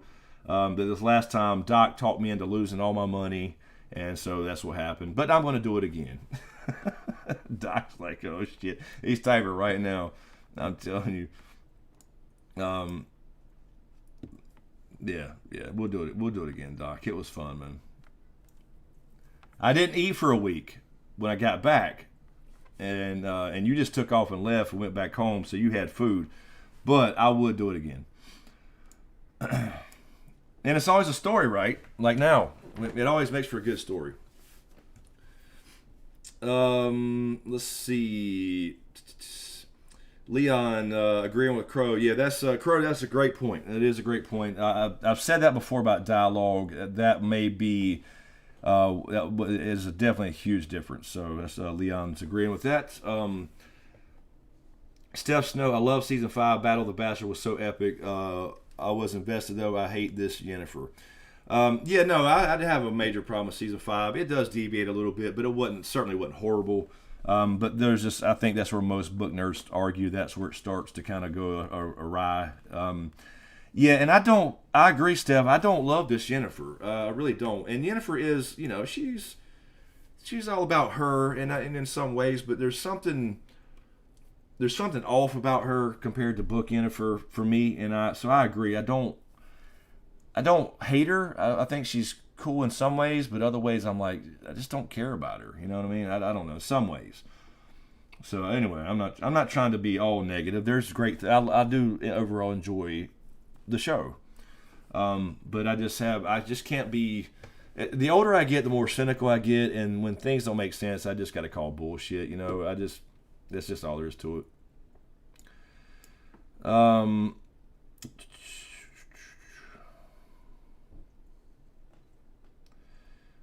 Stefan, they said they were going to get spoiled anyway, which is a terrible logic. Anybody who was going to find Emir spoilers would have already found them. You talking about the writers? That's why they did the whole reveal with Emir? I think it's too early, man. If that's what you're talking about, I'm assuming you're talking about they thought that was going to get spoiled anyway, so let's just throw it out there. That's dumb, man. Luke. What's up, Luke? How you doing, man? Chris, glad to see you doing live streams. Hope all is well. Congrats on the 5 stars on Amazon. Thank you, man.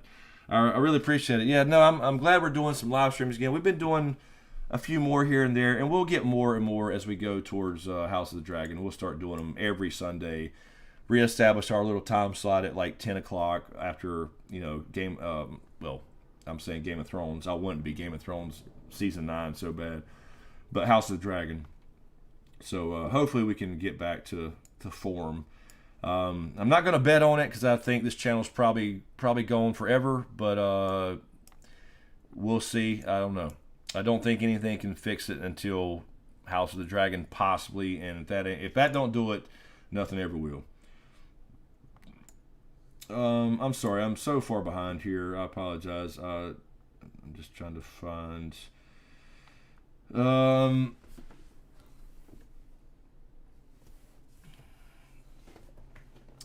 string theory, off topic. Wait a minute, is there an off topic? Who I got winning the All Valley Smoke. Miyagi-Do, Eagle Fang, or Cobra Kai. Oh shit, yeah, that's another great show, man. I'm telling you, Karate Kid or Cobra Kai is outstanding, and I love how they play off the fucking, Ralph Macchio was the villain stuff. I love it. I love it. Man, look, I like Cobra Kai, but I'm not talking about Kreese Cobra Kai. I like Johnny's Cobra Kai. So I think they got to go with. I mean, Eagle Fang is not really, they're a team now, so I don't know. Are they going to split up again? I don't know. I don't like him doing the Eagle Fang stuff. I thought that was hilarious, though, Eagle Fang. Eagles don't have fangs. Shut up. I guess they'll probably, I don't know. This is season 4. I don't know how many seasons they're planning. They can't bring back too many people. So I'm assuming we'll have to go with, I don't know, are they calling this Miyagi-Do still? I don't know what they're calling this little team up, but I don't know, man. I don't know what they got planned. I guess probably what'll happen is they need to be beat in order to set up season 5. So I'm assuming that Cobra Kai will somehow cheat and win it or whatever. Kind of a repeat of history, but I don't know, man. Eagle Fang.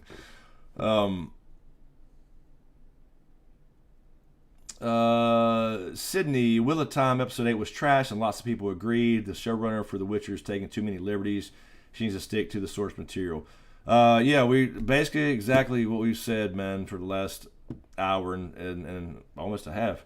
I just didn't. Yeah, episode 8 to me was weird, and then the horn thing under the chair. I don't know if that was weird to me. And then they just walk away with it, and I think Rand was supposed to do a lot more, and now I can kind of see where they're making. A lot of people are complaining that it's woke and that they're making dudes look stupid, and that's why Rand didn't have that part. And if you think about it, there are some, like, the dudes are all dumb. They do Perrin was way underused.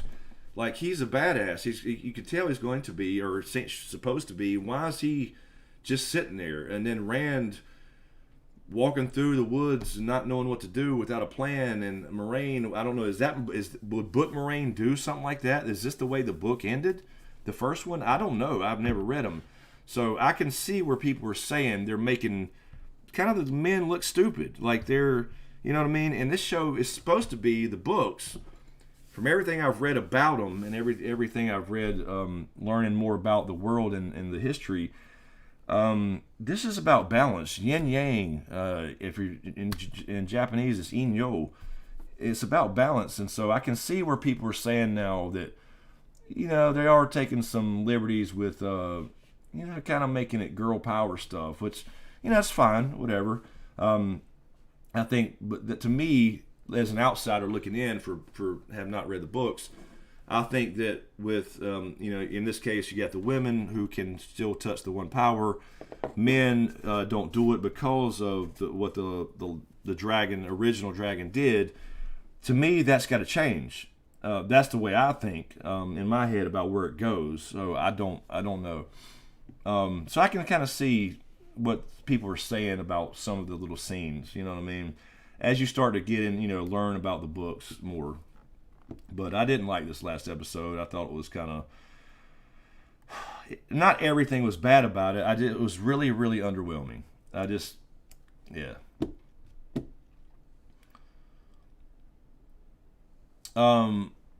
Yeah, Princess Scarlet. Yes. Princess Scarlet's asking, how does one know okay was first said in 19th century America? Did y'all really think? Yeah, you have to. Absolutely. You can trace words and language, Princess Scarlet, because it's literally written down. People start to notice when things are first used and when words are changed, and that's 100% correct. You have to think about the time periods. I mean, think about if you were watching Game of Thrones and, I'm just going to use some silly-ass example, but think about watching Game of Thrones and Tyrion comes in and shows Maester Luwin, I don't know, the plans for Bran Stark's saddle, right? So he designs him a saddle. And what if Bran looked up and said, damn, that's dope. you would be like, what?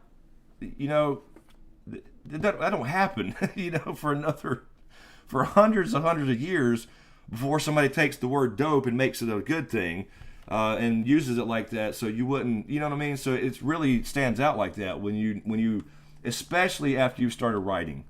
That's when you get into like I've been doing the whole story thing for 6-7 years now on YouTube, and then I've always written a little bit, but not like major. But then when I started writing my book 2.5 years ago, and you start doing all this research on language and words and civilizations and other cultures, which I've always studied other cultures. I've always loved other cultures. A lot of you guys know I love Japanese culture. I'm really into it, always have been, and other things. But I went to African cultures, many different African cultures, which, you know, like Egyptian and some other tribal aspects of African culture. I went to not just like but Greek and Roman and Viking and Norse mythology, all this stuff, and it's so cool.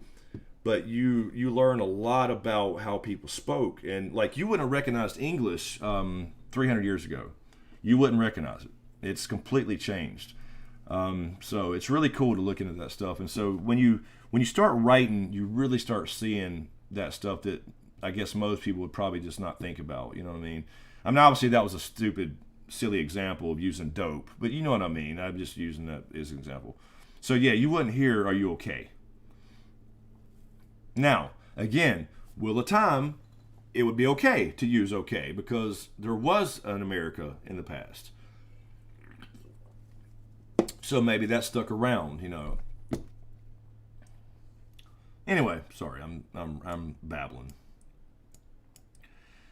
Ungoliant, The Witch in the Wood Cabin is Baba Yaga. Yeah, it was complete nonsense. I hated it. I hated every aspect of it. I thought it was stupid.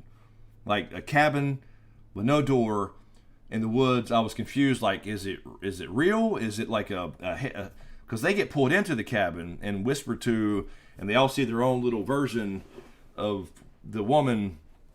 And, you know, she's, Fringilla sees a mirror, and she sees, it was just a bunch of, it was just weird. It just was kind of a dumb story. Like, let's trick all three of these women in some way and make Francesca, you don't need Francesca to go be tricked into joining Nilfgaard.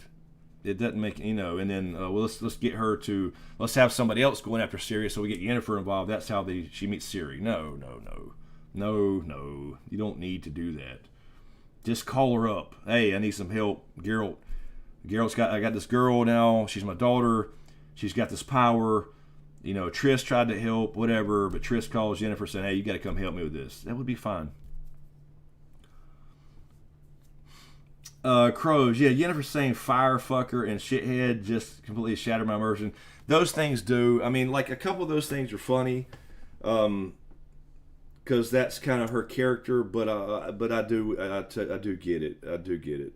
Cuss words in fantasy really have to be used right. To, you know, they I know that's their little inside joke. Is just fuck, the word fuck, like Geralt said a couple times last year. And he does say that, so I you know, there's some degree of like that's a character thing, but yeah, you can be definitely thrown out by random cussing, depending on how it's used. Rebecca, hello Rebecca. I agree. I generally like this season of The Witcher, but I was disappointed in the final episode. Seemed anticlimactic in some ways. I feel you agree with you on God complexity. Yeah, there's something there. That goes beyond just the dialogue and all that stuff. There's a feeling almost like I don't know how they captured it exactly, but you really did feel immersed and you were totally into these characters almost immediately because they spent time with them. You know, they spent a lot of time at Winterfell in season 1, so you got, and where I think the Witcher people are saying, well, we can't spend too much time at Kaer Morhen. Why? What's wrong with that? You can have them go out and fight some monsters and. Maybe you have some robbers on the road somewhere nearby or whatever. You can do that stuff and not make it crazy. That's all I'm saying. Ask the Cheese, what's up, man? I was surprised by the lack of Witcher content recently. Well, dude, hey man, look, I just been in a funk. I don't know what I was. I don't know really how to do Netflix right, because Netflix is, it all comes out at once, and then do I do like I did last year? Last year I did individual review videos for each episode, and the first 2 or 3 were fine. They did okay, but after that, everybody had already binged it and moved on. So I literally wasted, I wouldn't say a complete waste of time, but I wasted completely. Let's see, there was 8 episodes, and so there was 6 weeks of me drilling down and doing videos and editing and all that stuff that did nothing, that nobody saw. So like, how do you do Netflix? It's weird. So that's why there hadn't been any videos, and I'm just in a place where I don't really know what I'm supposed to be doing anymore. So that combined with a couple other things, but you got the Christmas, and Camden's been sick and all this kind of stuff too. So anyway, that's why I want to do this live stream and just talk about it all at once. And I was going to technically start a second stream, end it like an hour and a half, and then start one for Wheel of Time, but fuck it, it doesn't matter. We'll just talk about them both, the last episode of that too. So we're just doing a free-for-all here. It's labeled The Witcher, but oh well.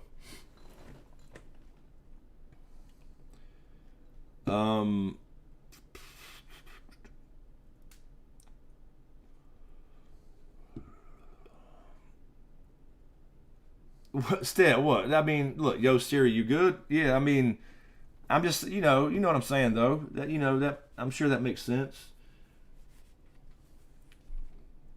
I know it was a silly example, but I'm just saying. That will throw you out. Sydney, I have not watched True Story. I have not. I just watched The Matrix last night.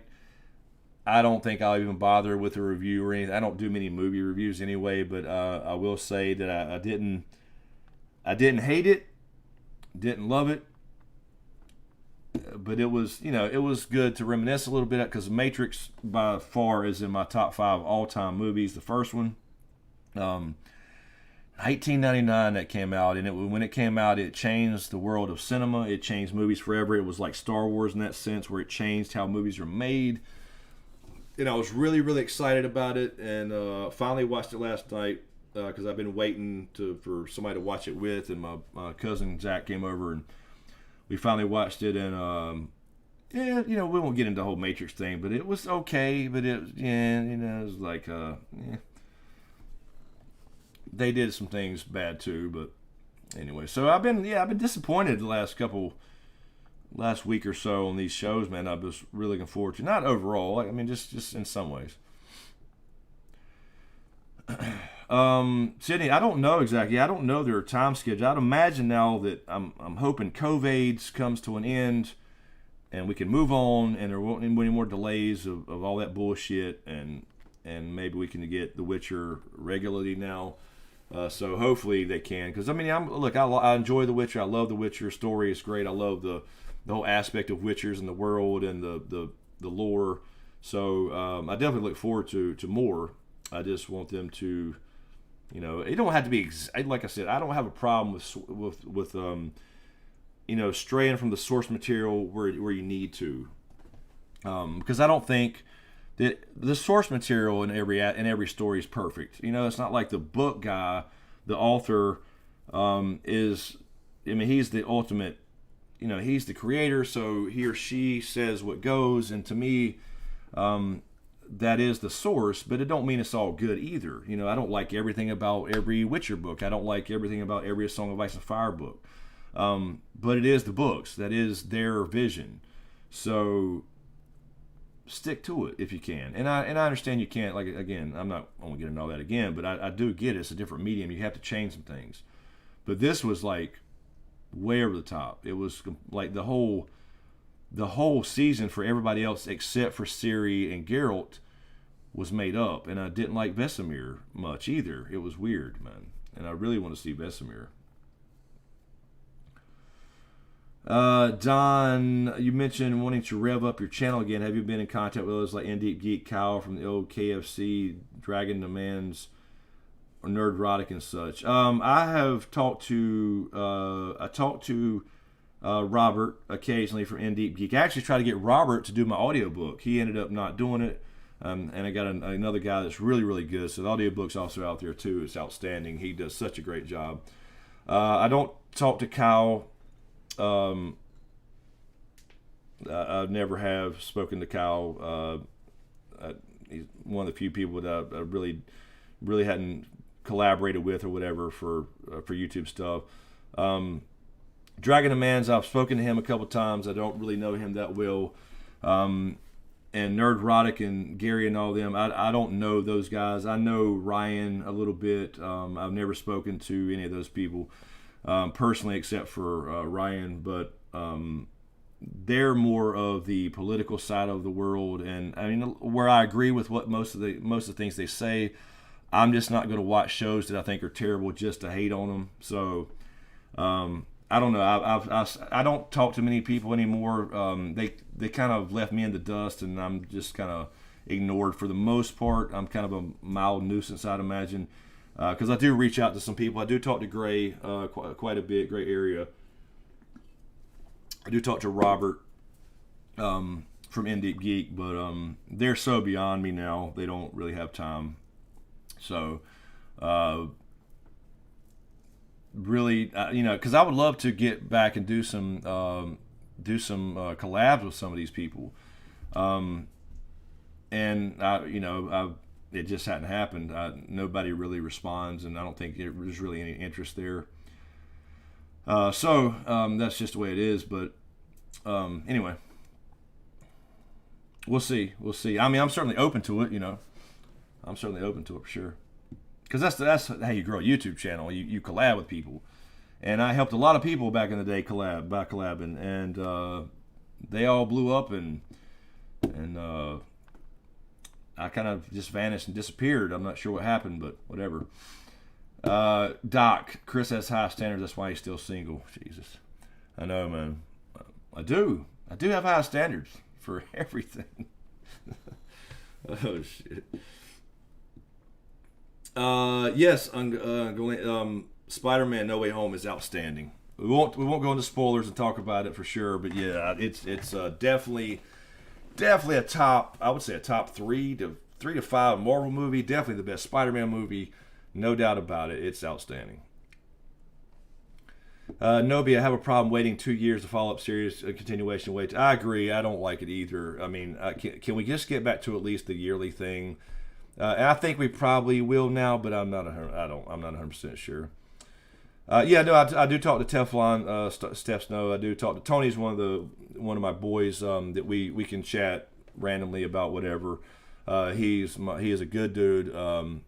Probably don't agree on a lot of things, and as far as real life stuff, but I imagine more than we think. But I love Tony, and he is a good dude.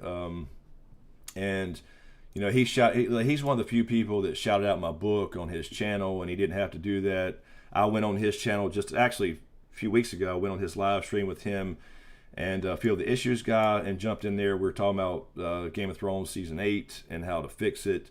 That was fun, so I really appreciate Teflon for sure, man.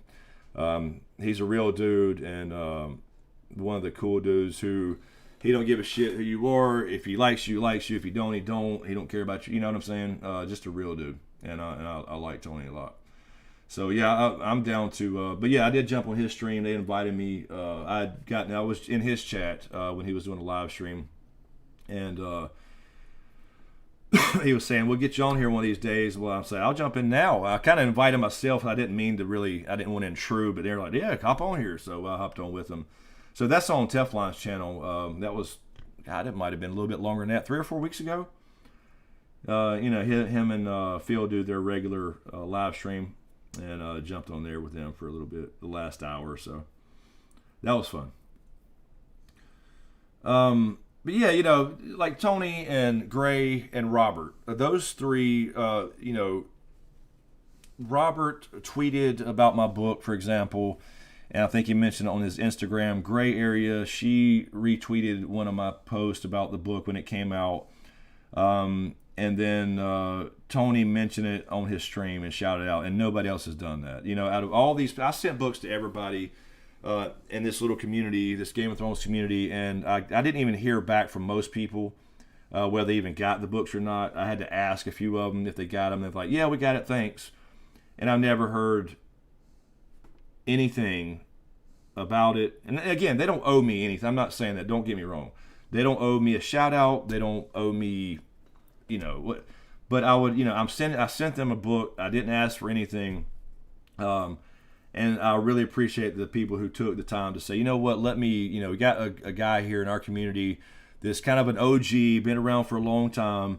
You know, he kind of fell behind. Everybody else's channels blew up, but his, and he actually wrote a book during this pandemic and all this shit and put it out there. And they took the time to at least shout it out to a few people and whatever. So, and then Tony did on his live stream, I think a couple of times, as a matter of fact, and he said he was going to do a you know, to buy one, because I wanted to send, I sent books to all these people, and most have not said a word, which is fine. Again, they don't owe me anything. I'm not bitching. I'm just saying he's one of the guys that took the time to actually mention it, and I think he's going to do some giveaways or something, give away a few or something, buy a few copies. Although I told him I'd send him copies for free. You don't have to pay for them. But so anyway, I just wanted to mention that, man.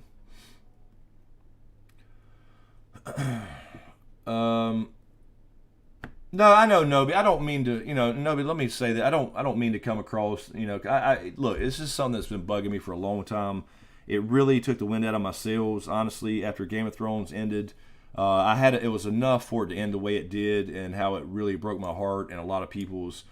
But to get so close to 100K and be, you know, growing and doing well and you know, making enough money to pay my bills and stuff, and Patreon was growing at the time still, and I certainly wasn't making, you know, making a lot of money, but I was able to pay my bills, and for that all to just die really broke my heart in a lot of ways, and it really took the wind out of my sails, and it's taken a long time to get back to, you know, no one, or feeling like it's almost like an imposter syndrome. Like, you know, it's weird to explain, but I don't really know, you know, anymore what I'm supposed to be doing or what I want to do. You know, am I just going to do TV shows and movies and whatever, because it's so saturated now. You know, will House of the Dragon bring it back to a level where I feel like, you know, it's not, because I mean, what sucks is, you know, I enjoy like hanging out in these live streams, but when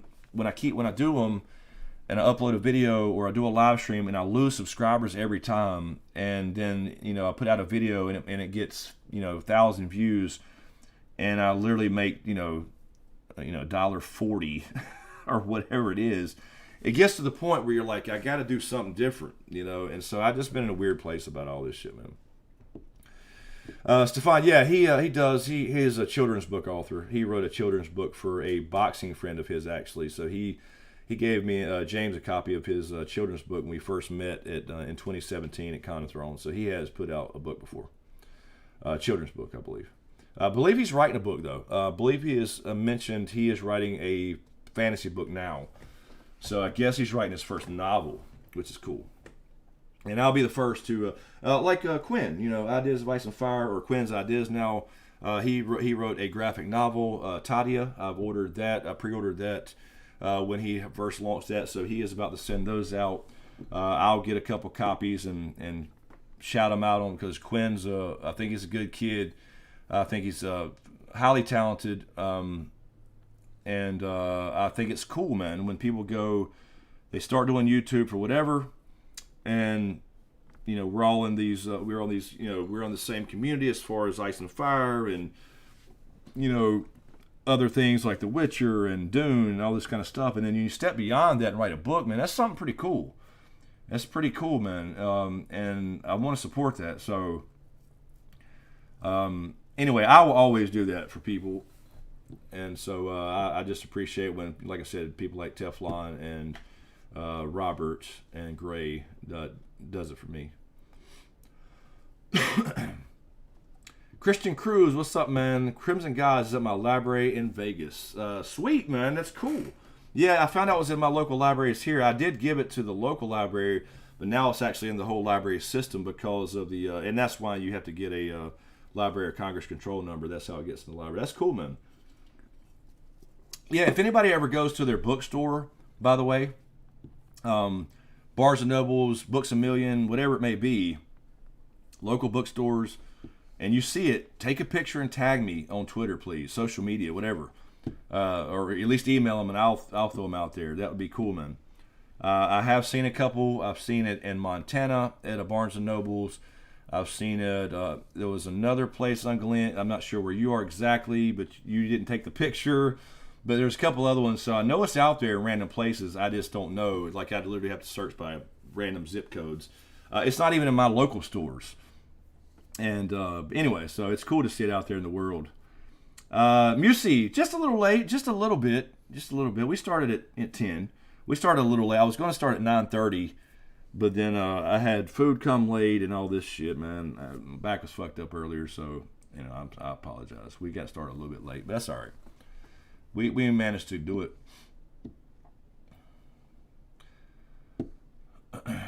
Nobi, lots of crazy crap been going down the past 2 years. We're all hoping to move back to. Yeah, they don't want it ever to get normal again, though, Nobi. So I hope people just start living life again and stop living in fear. I get it, man. I do, but it's really fucked up a lot of things. It's crazy, man. Your secret was challenging us to take off your baseball hat, showing your bald spot for 100,000 sub. That's right, man, Christian. But that. Hey, look.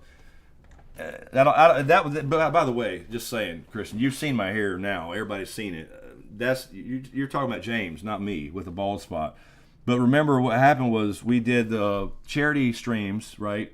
Back in the day in season 7, we did a charity stream for the last episode of Got season 7, which was cool. We raised, I think it was $12,000 for St. Jude, or $14,000, whatever it was. And then in season 8, it was less because we had less people. A lot of people had started to stream, and something was already weird with my channel. I wasn't getting the views like I used to, whereas season 7, we were live trending every week and all that stuff. But remember, and was it season 7 or 8, Dee Brown donated a lot of money and made me take my hat. It was supposed to be, I was supposed to wear some Saints gear, right, for the live stream if she would donate it was a couple $100 or something, whatever it was. And she changed it, though, during the stream and said, hey, I'm donating this, but you got to take your hat off. So I took it off then, before we got to 100K. So now it's not even a thing, I guess. But hair reveal was always the thing. And that, hey, y'all started that crap, though. Jessica, book 2. Yeah, I know, man. I hadn't done shit, Jessica. I've been just in a funk. I ain't done shit in 2 weeks. I haven't done anything productive. I haven't written a word. I don't know. We'll get to it, I guess.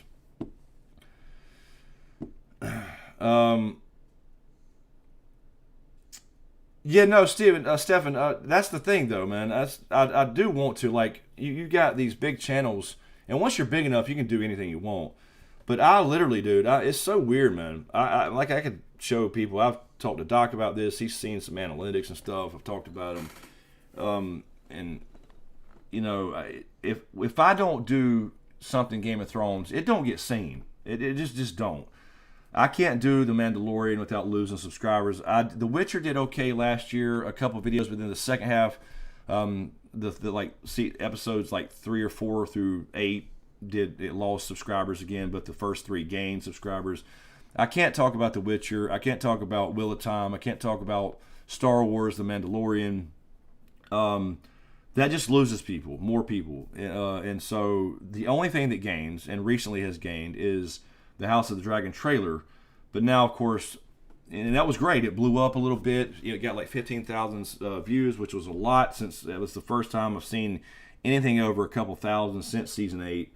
And it got me, a lot of subscribers started coming back in. I was like, oh, okay, here we go. We're starting to turn it around.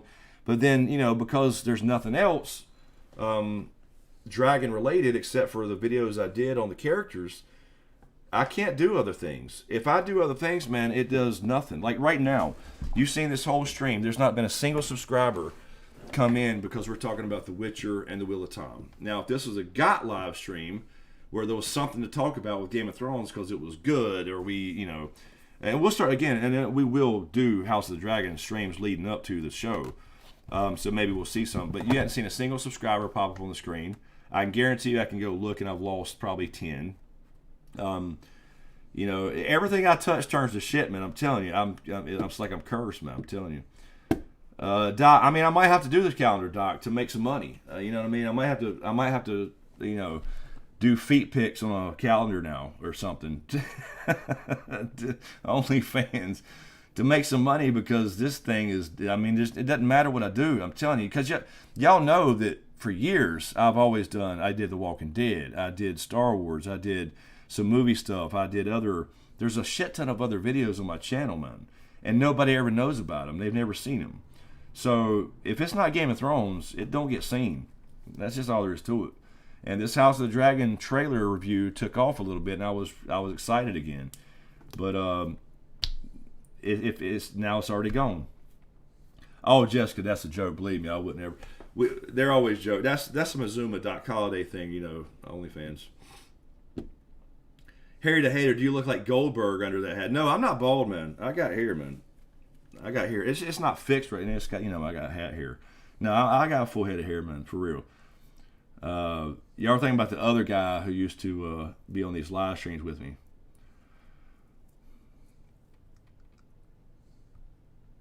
Oh, wait a minute, Jessica, wait a minute. What kind of calendar do you want, Jessica? You said no feet. That's what Doc's asking for, man. He's asking for the semi-nude calendar. See, a lot of these new people don't even remember this shit, man. These memes. Don, lately it seems like the only channels blowing up are law stuff and reaction channels. Yeah, no, commentary channels always blow up in some way, or get banned. But I don't know, man. I don't have 8 channels, Doc. I got a gaming channel that I rarely use, a vlog channel that I don't use anymore, and this channel. 8 channels. Hey, look, man. Like remember, the gaming channel and the vlog channel used to be monetized, so they changed the rules. So now they don't even count. Feet count? No, hell no, man. I watch on the rebound, rarely live. Alfonso, well, I appreciate it, man. You know, anything helps, but that's the other thing, is live streaming actually kills your channel. That's why you see most of the bigger channels, they have like their main channel and then something live, like a live stream channel. Like I technically should have SmokeScreen and then SmokeScreen live, because you know, you guys are watching this live, and then it'll have, like, when we get done, it'll have about 800 views total, and then you know, it's not going to be, nobody's going to watch, very few people will watch an entire 2 or 3 hour video. If it's not 10 minutes or under, you're not going to get seen. So it actually kind of hurts channels. But I mean, but for other people it don't, you know, like Robert in Deep Geek, he still does videos and live streams every week, and he has continued to grow. He's the only one still growing, one of the few that was still growing after GOT ended, him and Quinn. Whereas everybody else just started losing subscribers. The difference is, though, they've all come back to some degree, from what I've seen and talked to them. They've all started at least stop bleeding so much, and kind of return to growing slowly. Where I do sometimes, but then when I release a live stream or video, I lose all those. You know, I lose more people, and then I don't get recommended, is what I'm saying. Where it used to be, I put out a video, the minimum it would get was 20, 25,000 views. Most of the time 50, 60. And now, yeah, podcast channel, dog. We did move over to the podcast channel. We're still trying to figure that out. I don't know what's happening, man. We do have a separate podcast channel that me and James do the podcast on, but we haven't done one in a while. We had to move it separately because James is half part of that, like in every way, so it wasn't fair to keep it on this channel. Actually, here's the podcast channel if y'all want to hit that up. We're gonna figure it out if I have to do it on my own or whatever. But there you go. So I do have the podcast channel. I've started moving over older ones, but all the new ones will be on that channel. So we have had a few podcasts probably since you guys have seen them. But anyway, so we do have the podcast channel too. Lady Celtic, hello, how are you? Fukunai, just talking about anything Ice and Fire related, speculate. Yeah, but that's the thing, man. I mean, I can do House of the Dragon stuff, and because I know what's happening, I know what's going to happen. So we can. It's not really even speculation. It's not even really theories. But I didn't want to just do like what am I going to do with Game of Thrones? Why would anybody care anymore? They don't. Some people do, but like like Robert, I think he does a lot of he does locations and different cultures around Ice and Fire, the Dothraki, or let's talk about this city. Let's go to Cahor. Let's go to Essos and whatever. But I lost something, man. I'm telling you, I lost something.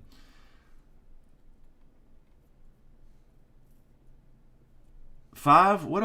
I don't know what else I got, Doc, man. I had some older stuff I've tried, but it's not really used. I mean, I don't use any of those channels.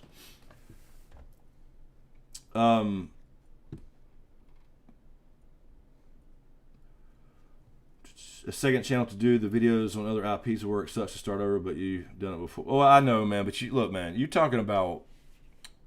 I've put out 850 videos. I think I saw the other day. It takes 5 years and at least 300 to 400 videos to get to 100,000 subscribers on average. Most people never get past 1,000. So I'm really proud of what we did, but I just don't know if it can be saved. So I don't know what am I supposed to do though. What am I doing on a new channel on? You know what I mean? Like, do I have to start a channel for everything, like a Wheel of Time channel, a damn Witcher channel, a Game of Thrones, or I guess Dragon channel? I can't manage all that, man. These people have big teams of people.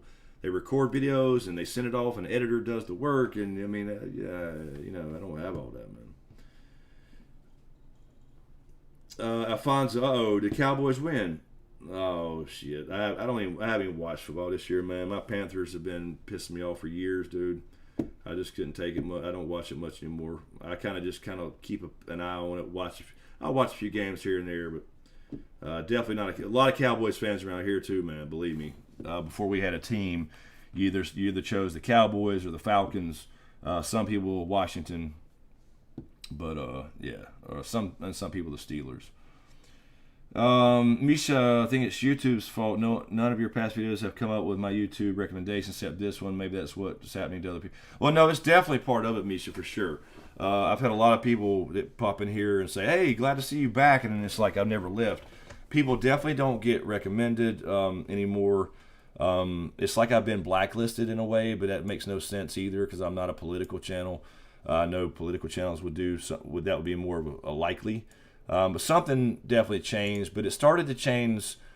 I mean, season 8 was the kind of the nail in the coffin. But something had started to change during season 8, for sure.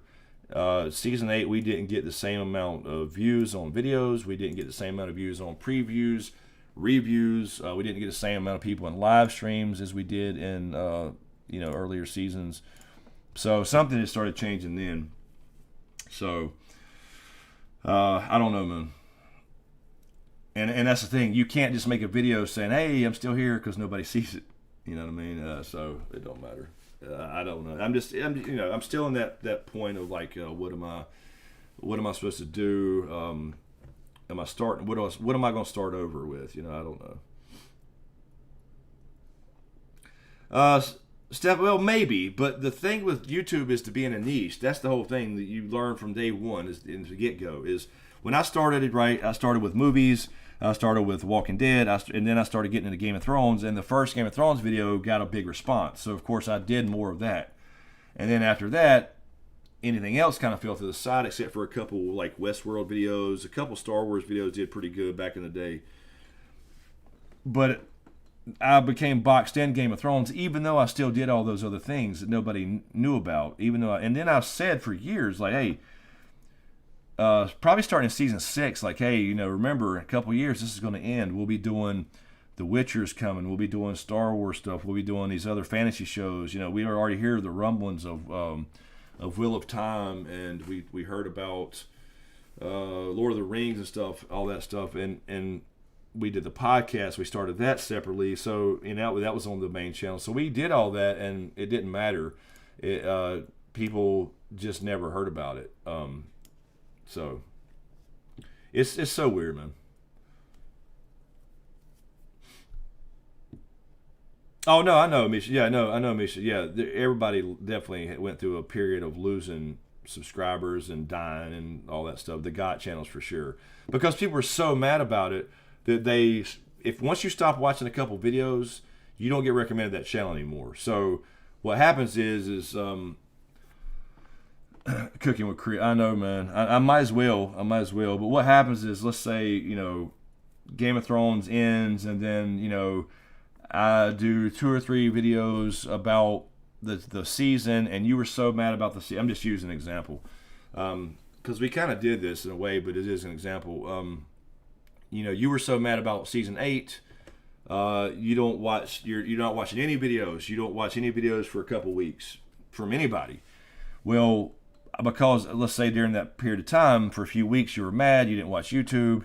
I put out 2 or 3, 4 videos. You didn't watch them, so therefore the algorithm thinks you don't like SmokeScreen anymore. You don't want to see that crap, so you're no longer recommended. So you're now what's called an inactive subscriber.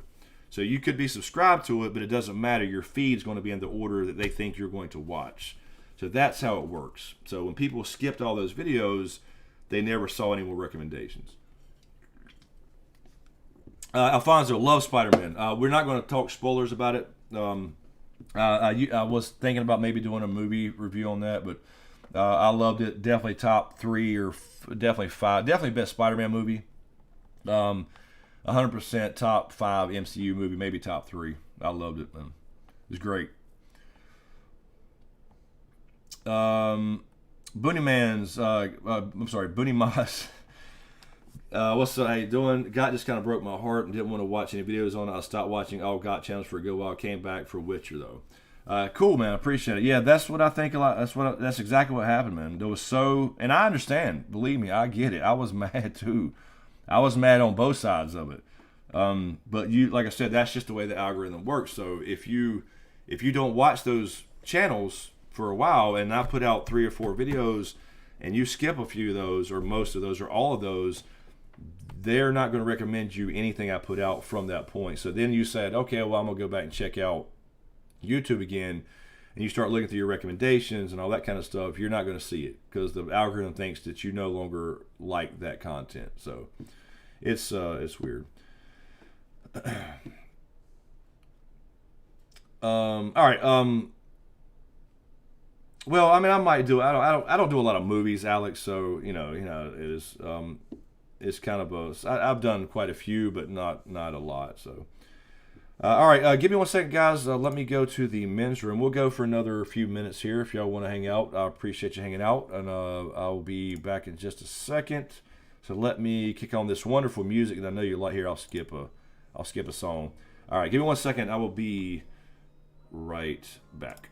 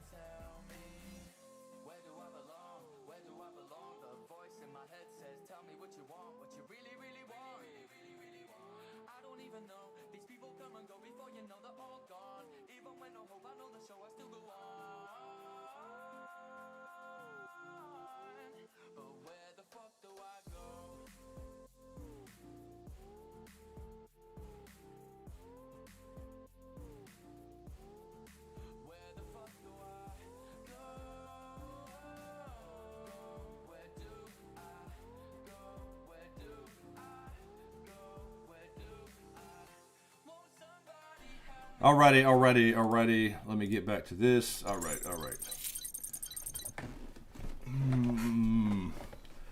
Thank you, Doc, for all this moderating you're doing, man.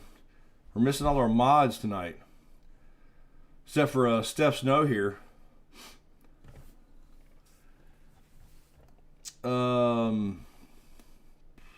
Let's see here.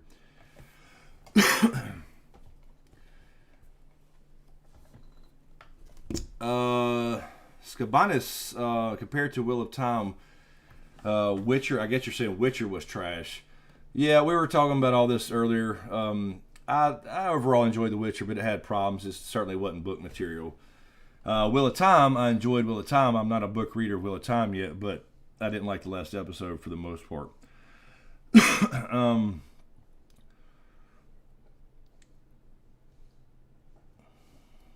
Oh, you're saying, oh no, I'm sorry, you split that up twice. Season 2 is amazing of The Witcher compared to Wheel of Time, which was trash. I got you. Yeah, and I see a lot of people saying that, and I can understand to a degree why. I enjoy The Wheel of Time for the most part, but again, I don't know the book material to compare it to, so. But I didn't like some of the Witcher stuff that was made up with, especially like the Yennefer storyline and things like that. I enjoyed, like I said before, the most part was the Geralt series stuff. I want to see more of that, which is what, Blood of Elves is. Booney, Chris and James has something magical with Dragon Raised by Wolves series, best of all time. Man, yeah, that was so fun to do, Booney, man. I miss those days. We could theorize on stuff or whatever. It was really cool. I wish parts of it would have. I didn't care about being right about everything, but that's just where the foreshadowing from the books and stuff was leading, and the show too. And then they just decided to fuck it all. But then you start looking back and thinking about things. There's going to be the same stuff in the books, and we won't get in that whole argument. But the good old days, so to speak. We had a good run. We'll see if House of the Dragon can save it to some degree, but there's so many channels now. There's so many people doing it, doing all these shows that have a team of editors and stuff like that can get it out instantly and all that stuff. And it's all ridiculous. It's all crazy. Because I never worked harder back in those days of Game of Thrones about getting videos out and as quick as possible, and because they're all flash in the pan things, and that's the problem with we were talking about the YouTube stuff, is it's all flash in the pan 1 week, except for like lore stuff, which could last for a while, it'll be more evergreen. But anyway, what was I just? I'm sorry, I missed. Fukunai. Sad thing is you go on TikTok and post a video of your face staring blankly into your phone while someone else's video plays next to your head and call it a reaction and get millions. That is true. Actually, I'm on TikTok. I haven't done much stuff on it. I just I started watching it randomly, and then I put a few things up there, but and I actually started putting clips though from YouTube when I started doing the House of the Dragon character videos. So there's a few up there, but they don't get any views. So I've messed around with it, and I guess I probably should do more on it as an author too. But so I may play around, but it's kind of ridiculous, man. It is. Don, Dumb and Dumber and Germ killed Got. Disney Candy killed Star Wars. Kurzman killed Star Trek. Oh yeah, Star Trek was not Star Trek. That was horrible. Chibnall killed Doctor Who. My cousin says I've never watched Doctor Who except the old ones. But yeah, the new stuff I've never watched. But he says the same thing. Feige killing the MCU. I don't know. I think the MCU is still okay. I don't think they're going too far, too crazy with it. The Spider-Man proved that. It was outstanding. And Star Wars, while absolutely hated, as you guys know, me being a Star Wars nerd, and that was my big first love in science fiction fantasy, I hated the sequels the sequel trilogy, it doesn't even count for me. But you had great movies like Rogue One was outstanding. Solo was. I finally watched Solo after a long time, and it was pretty good. And then the shows have been outstanding. Like Mandalorian is great. I'm sure Book of Boba Fett will be good.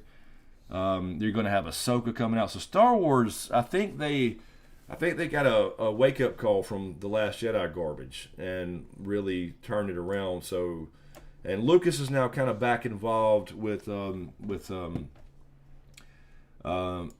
not Feige, but what I'm having a brain fart. What's his name that wrote the showrunner of The Mandalorian? And then he's brought in a lot of great directors like Deborah Chow and all those people. So they're doing really good. So there's Star Wars still has some good stuff going on, regardless of who's in charge up top. I think she's just staying the hell out of it with all her Forces female stuff. So yeah, it's a lot of the whole woke movement. I think is finally going away because people don't like it. It doesn't matter what your political standing is; they can see clearly that it's just that's what it is, and that's ruined a lot of stuff. Fun fact: Chris dances on TikTok. Says Doc. Yeah, exactly. Yeah. Go find those. Let me know when you find them, because you won't. Chris don't dance.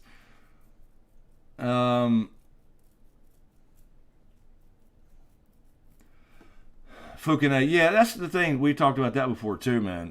Me and James specifically talked about it, I know, on the podcast and videos. Dan and Dave, they're the same people that wrote and supervised the first 4 seasons, right? And you can argue 5. That was the best TV in history.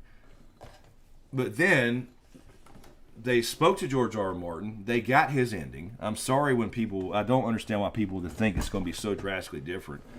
Yes, there's other characters and whatever. These big beats are going to be the same. People are not. I just don't like the ending of the story. I'm sorry. And that's George R. R. Martin. That ain't Dan and Dave. So people want to treat him like a god and like he can do no wrong and his story is going to be perfect. It's not. I'm sorry. That's just the way it is. I mean, no offense. I love the story. I love the books. I've got into this world. I know every inch of Westeros. I reread and reread and reread to be the best YouTuber I could be on the stuff. And I don't care. I just hate the ending. And that's going to be the ending. Bran is somehow king. Danny goes crazy, which I thought we were doing the opposite, the way they led things. And this is what's going to happen. And I hate it. I hate every bit of it. So while they did the show terrible and all these other things, they just kind of made up and subverted expectations and all this other bullshit. At the end of the day, it's Martin's story. Not Favreau, Filoni is what I was thinking about. Dave Filoni, Lucis. I'm sorry. Favreau too, but Filoni is more like George Lucas's Padawan in a way. He really is. He's the one like in his ear all the time, and Riddick, be careful on that bone, buddy. You good? You good? So yeah. Anyway, Dave Filoni is what I was trying to say, but yeah, Favreau is in charge of all that too.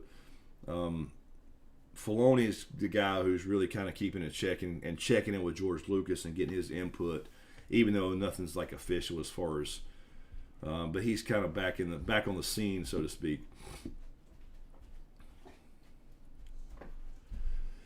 Yes, Stephen, I said the same thing at first. I don't watch it all the time, but I started watching. There's some funny shit on there, man.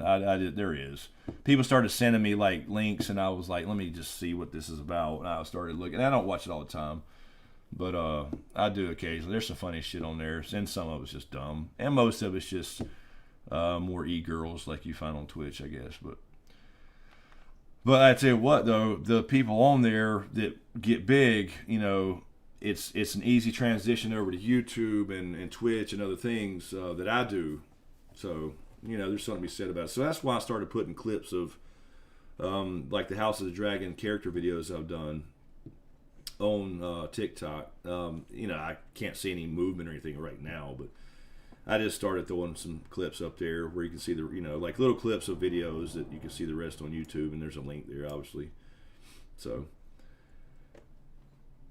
Yeah, Don Favreau and Filoni are the only ones who prevented the death of Star Wars as a franchise, but have to retcon Disney trilogy to prevent dead ending their rescue efforts. Yeah, I mean they are for sure. They're like that's what I mean. Like Filoni specifically really wants George Lucas to have wants his input, and he gets it. So there's still some great stuff. So they haven't ruined everything, and I think people are kind of waking up to this. This overtly political nonsense that they put in like The Last Jedi, where Ruin Johnson completely trashed characters just to piss people off, to put his political nonsense in it. Don, I think Germ will be a despised author. He will release Winds of Winter but never finish Dream of Spring. It will be like Tolkien not even bothering to write Return of the King. I agree. He will never, I've said this a million times. I don't know. You can argue about despise or not, but he'll never finish it. I just don't believe it. I don't believe we'll ever get the end of the story. Winds will barely get in the next couple years, maybe. So I'm assuming we will get that because I'm sure he's had most of it done for a while and just figuring out how to write himself out of the whole Marine situation. But we'll never get the Dream of Spring or a Dream of Spring, and there will always be a long-standing argument. And the ending of Game of Thrones, the show, will be the ending to there, and there'll always be an argument. Well, if he would have finished it, then this would have been the ending, and it'd have been much better, and blah blah blah. And we'll never know.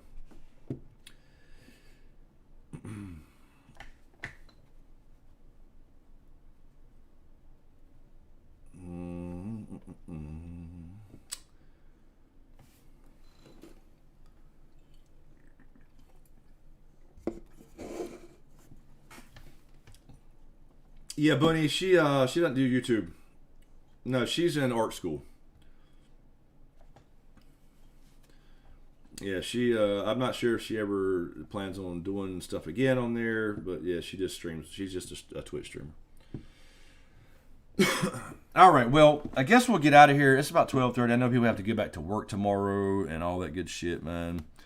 But I appreciate you guys hanging out. Any last minute questions?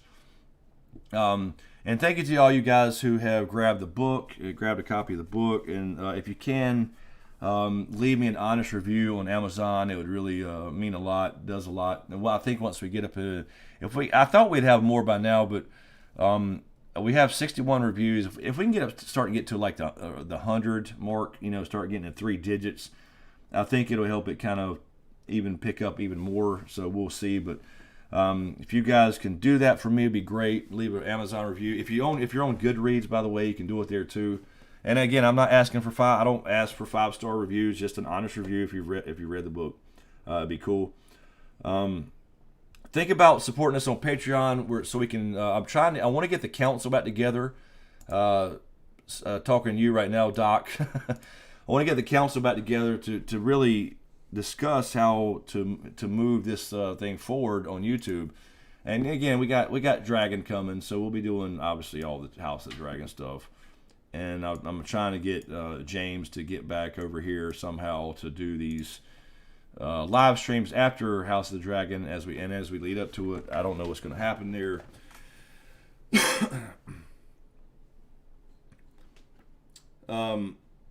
No, Ungoliant. No, he's not going to finish it. It's not. He's done. He's too involved with. I don't think he really wants to write anymore, honestly. And again, I'm just assuming thing. I can't. It's just assumptions. Probably it could be completely off. But he's so involved in the HBO world, in the TV world again, and getting off this whole Ice and Fire universe, which again, it's going to be great, but. I don't think he'll ever do a Dream of Spring. He could. I mean, I could be wrong. I hope I'm wrong. But anyway. All right, Jessica, have a good one. Lady Celtic, have a good one as well. By the way, I do stream on Twitch Tuesdays and Thursdays. We just stream DVD for the most part. We just hang out, but it's usually chill, and we just we can still talk about anything. It's not just I'm playing a video game, but you can talk about what the hell you want. And so yeah, you can go follow me on Twitch. It's free. I know a lot of people don't want to go create a new account, like they said before, But Nightbot should be spitting that out. I think you can do the Twitch command, right? Is Twitch, is that a command? Is that still a command? Never mind. It's not. It's SmokeScreen Vids, twitch.tv/SmokeScreen Vids. Anyway, so we stream there, by the way. Tuesdays and Thursdays, sometimes some Fridays and Wednesdays too. And just hang out there. So we can, and we can talk about anything there, obviously. So, but yes, thank you guys, appreciate it. Thanks for watching. Thank you, mods. Appreciate you, Doc. I know there was a few little, I don't know. We had some spam up in here. Appreciate it. Anyway, hope you guys hope you had a Merry Christmas. I'll do my Christmas this Wednesday. Hope you guys have a good Christmas. If you celebrate it, and hope you have a Happy New Year. So we'll see what's happening this week, and maybe we'll get some House of the Dragon stuff coming, and then we'll start getting right into Book of Boba Fett coming soon. So that's coming at the end of the week. So happy holidays, Happy New Year. Thanks for watching, and we'll see you next time.